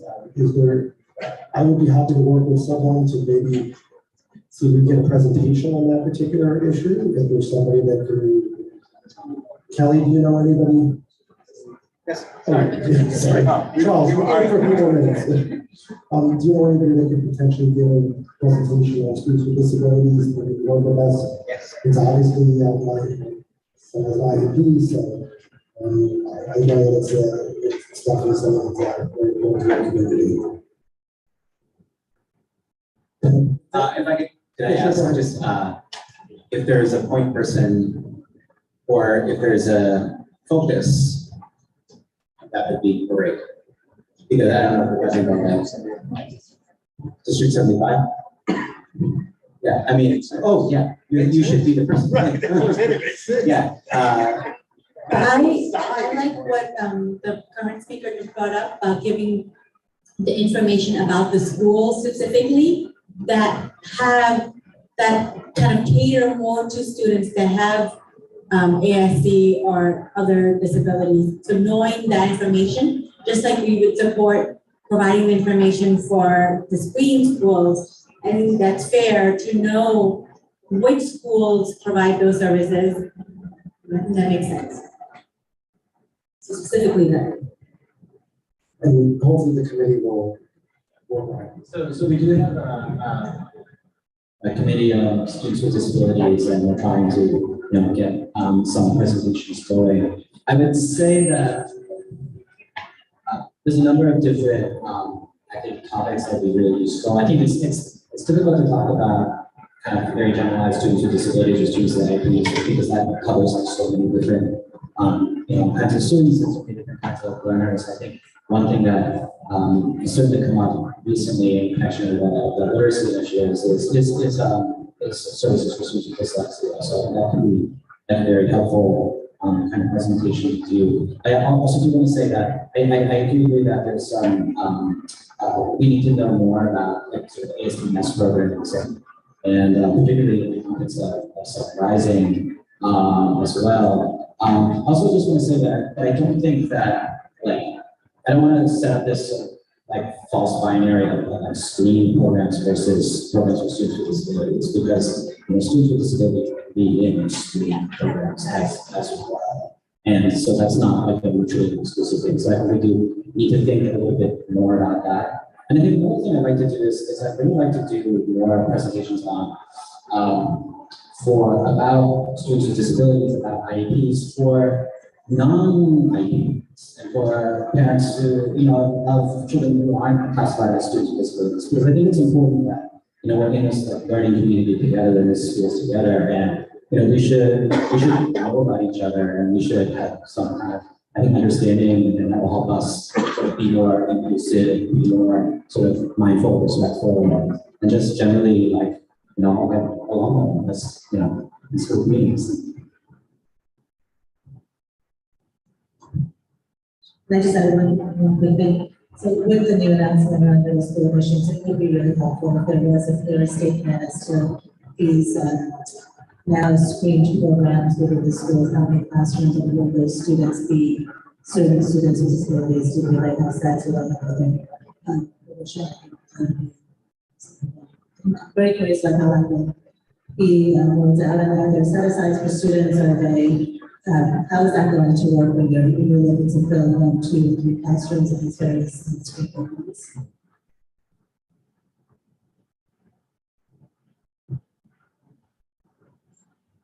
Any other new business that we would like to bring up? I'm going to move for adjournment. I'm going to also suggest that we do take a break. We're moving along really quickly, but we do take a break between like this and our working business group. 5-10 minutes. 5 minutes. Okay. 3. Okay, Charles, I know the mechanics of life don't allow me to work backwards. Okay. Motion for adjournment. All in favor? Yes. Meeting adjourned.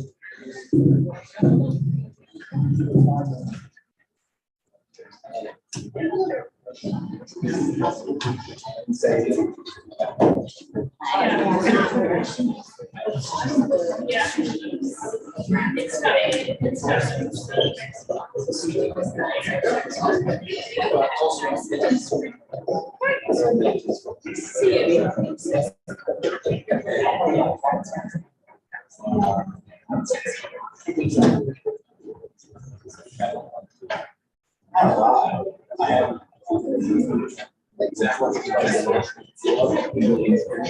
amazing. Thank you. I will. You just do elementary or middle school?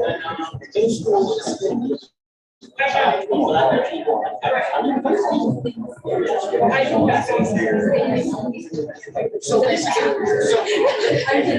secret, Sarah. I like it better when you see it. Either a lot of people that's get out there. So they just get takes a 10 girls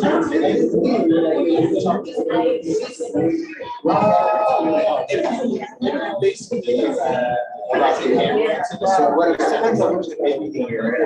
Well, yeah, yes, so that's up with the last month, last month, on that.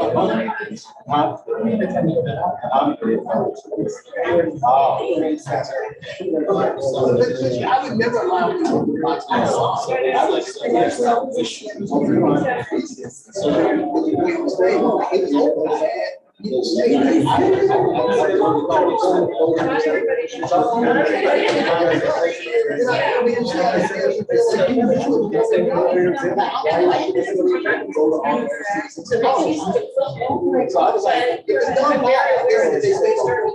we're talking about what? Then you have to say, like, yes, I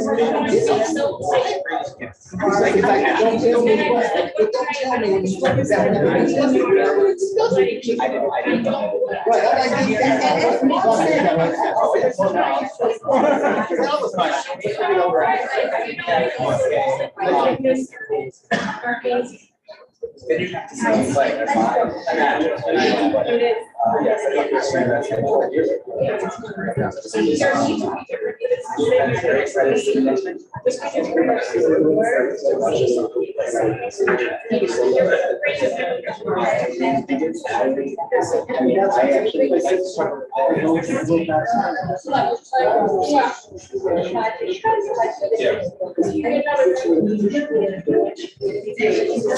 That's Oh, I don't have a problem with it.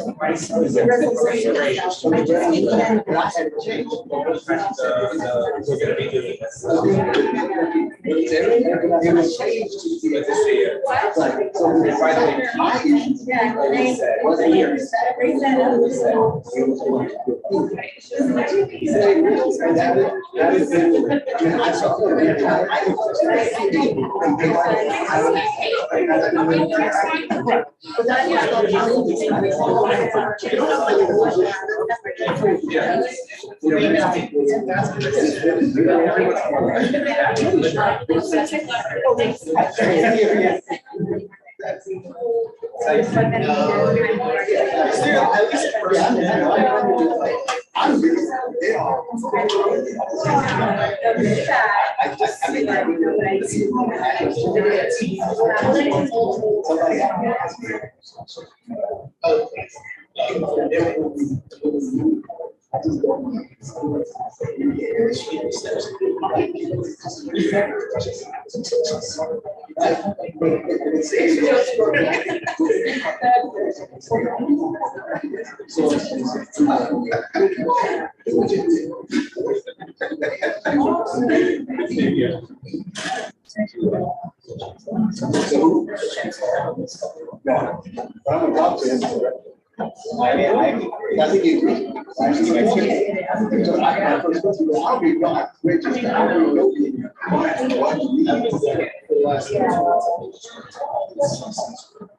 So I think it just functioning top.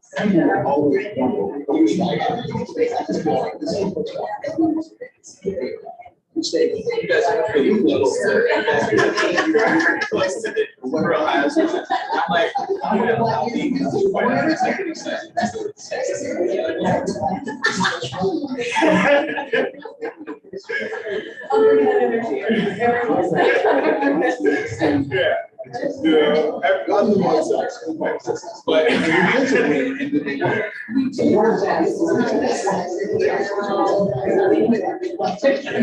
Have a good time.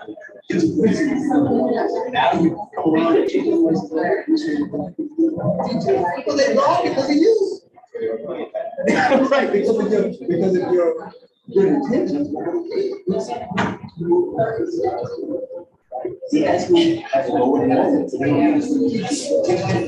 I was like halfway to the speech, just like halfway to the order. We won't have a.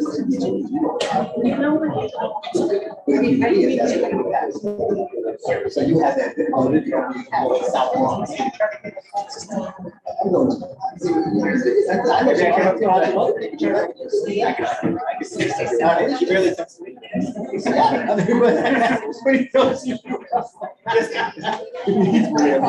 All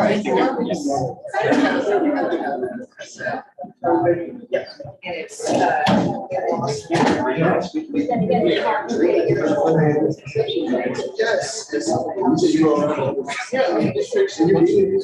Yeah, sorry. So it does. Well, and we with the detail. I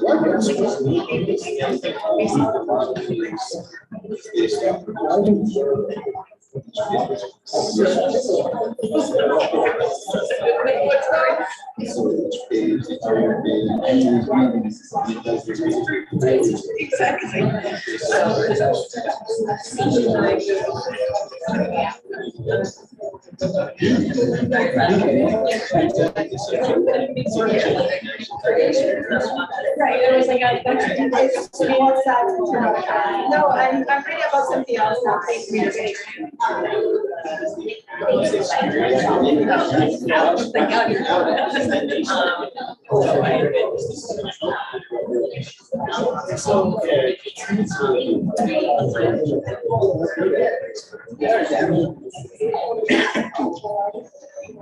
Should we get that? That was way more than 3 minutes.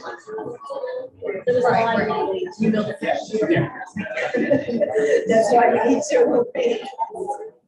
I said 3 and hopes it'd be 5. Oh my gosh.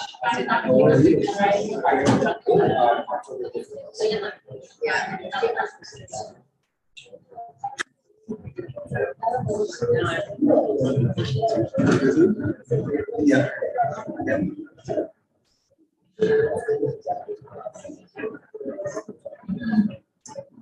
Guys, we're gonna get going in about 2 minutes. 2-minute warning. 2-minute warning is supposed to be 3 minutes. They're all lying in the ladies' room. They're all lying in the ladies' room. 2-minute warning. If council members can make their way back to the conference room. You know, I thought I heard something. Do I go in the bathroom? And be like, oh, your ladies' friends. Yeah, right. Please, any council members in the hallway, please make their way back. There to the was a room. line for the bathroom. I thought there was no line. Oh, I know, yeah, there was no one. I know, no, but I just think like, this is supposed to be accessible to me. Like, I don't know what the hallway is, I just want to talk to you. Like, you could come to the, maybe you go to this door, you can use the bounce, and that's this door. Is that one down there, is another one down there that's accessible, okay, then. You have to tell me here to know about this. Oh, really? That's the secret one? I don't get. Oh, wow, that's how you're forced to try to tell me. It's like, no. I don't know what makes it accessible. I just know it's there, so I know. Just never for. And honestly, I was there once. My son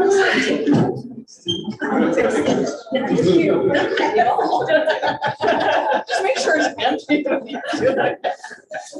We have one.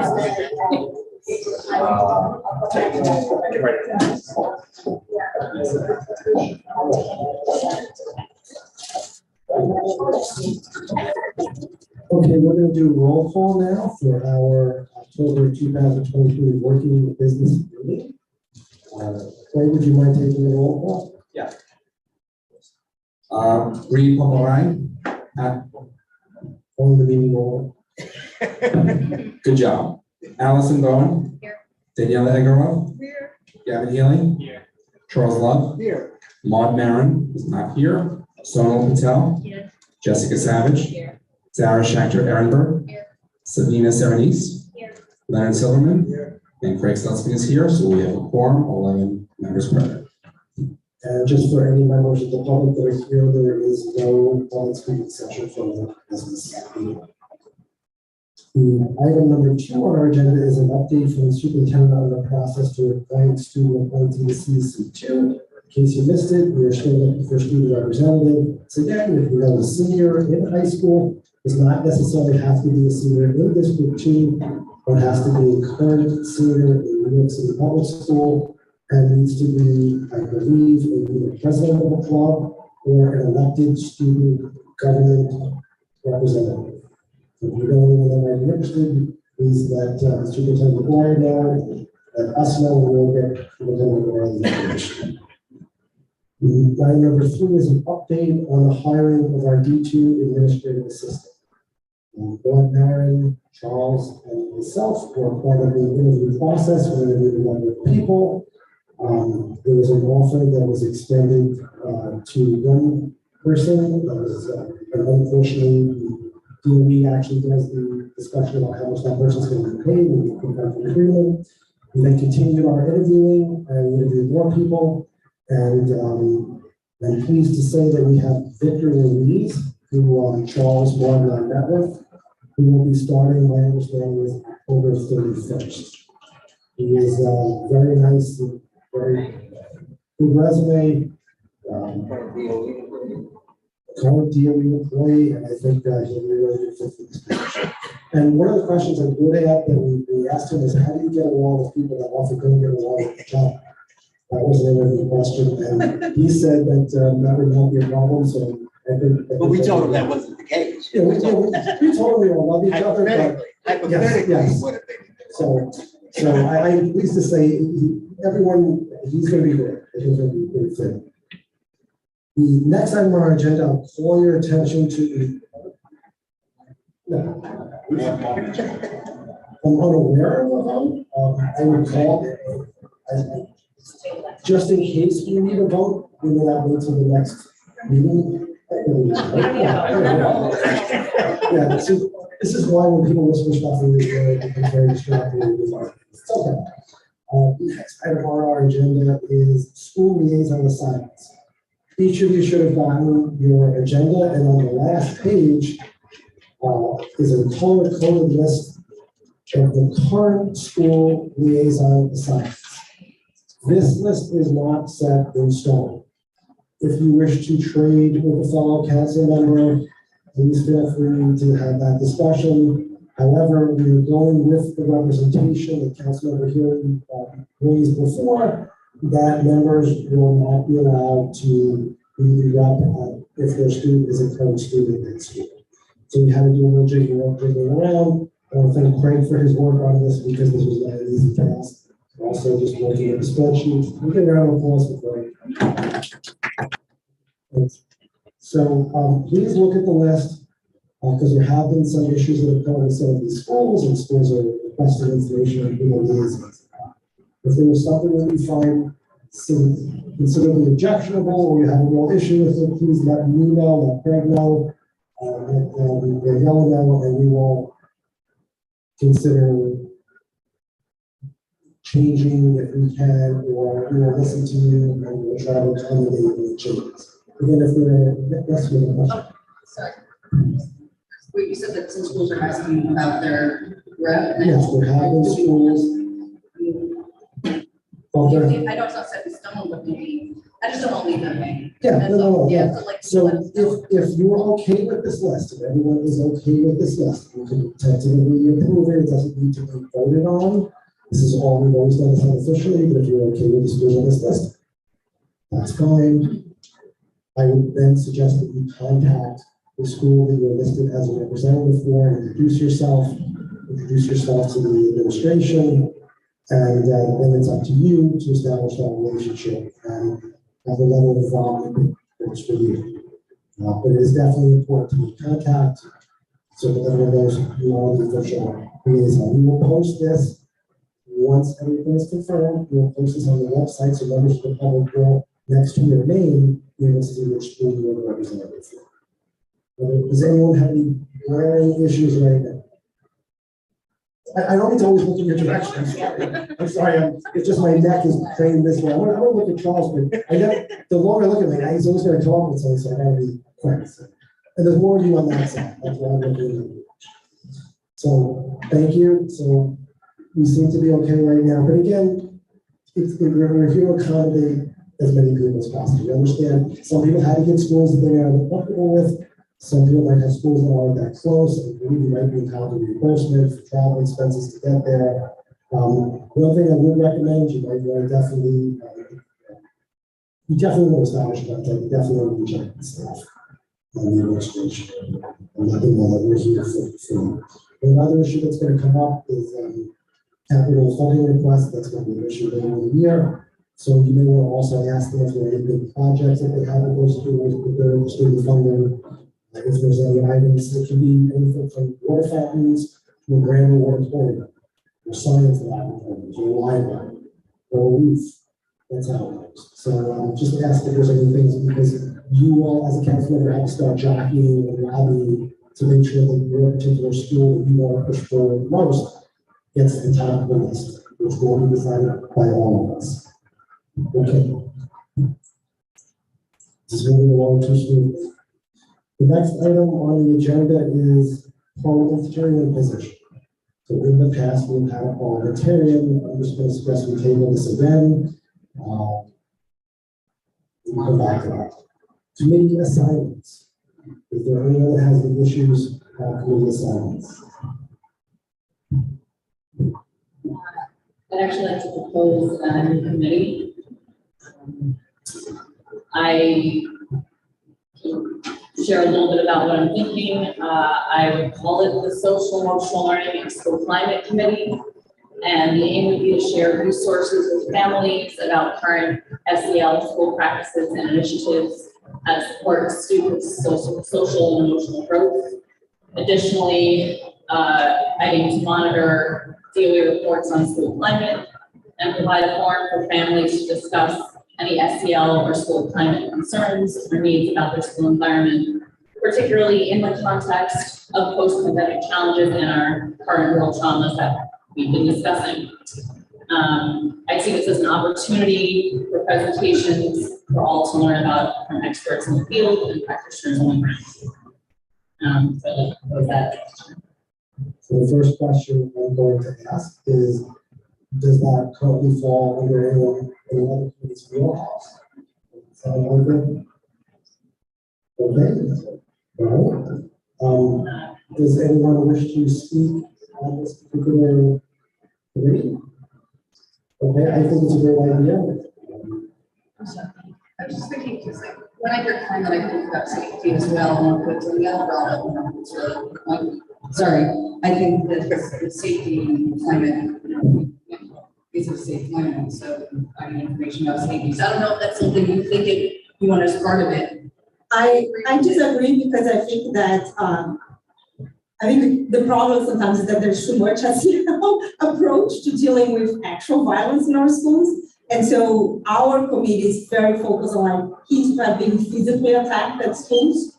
And yeah, we're helping them like get safety transfers. I was being dumb because it exists. Yeah, and the principals are actually telling them, why don't you get into a circle and have a conversation, and we will work out when like kids are getting to get medical attention. So I think know. my sense forgot is that, yeah. I just forgot that exists. Yeah, And it's yeah. functional and doing what it needs Yeah, to do. That is my sense is that what Jessica is trying to do is completely different than this particular issue. Touched on it, but I don't see it. Yeah, exactly. I think there's no overlap. Okay. Okay, and that's what I just want to make sure. I am going to make a motion to create and approve a social, emotional, and I could be on some climate committee. Social emotional learning and school climate. Okay, committee, and appoint you as the chair of the committee. You want to agree with that? Yeah. Yes. Okay. Anyone opposed or abstain? Congratulations. We're here to support you, run with it. Any other committee reports, assignments at this point? It does take a while for things to get going. There was a bylaws committee legislature that's next. Anything else? Okay. Any new business? New business anyone would like to discuss? Our next meeting is scheduled for Thanksgiving. Yeah, Wednesday before Thanksgiving, right? Well, actually, on Thanksgiving, we're gonna have turkey and everything. Okay, our next meeting is scheduled for November 15th. We don't have a location. There was a discussion before this meeting at the final location, as was agreed. We will be rotating between this district office here once a month, and then we'll switch bi-monthly, and then we'll switch to a school summary. We're trying to spread it around. Our last school was located on the other side that we're going to move to. So, everyone has any suggestions? I think some suggestions for the area, but let us know, so I get that approved. Allison? I'd be happy to ask 234, but Gavin, do you know about the ADA accessibility at 234 before I make that ask? I can check. Yes, yes. Fully ADA compliant? For which space? The cafeteria. Yeah, we go for it. Great, then I will make yes. Thank you.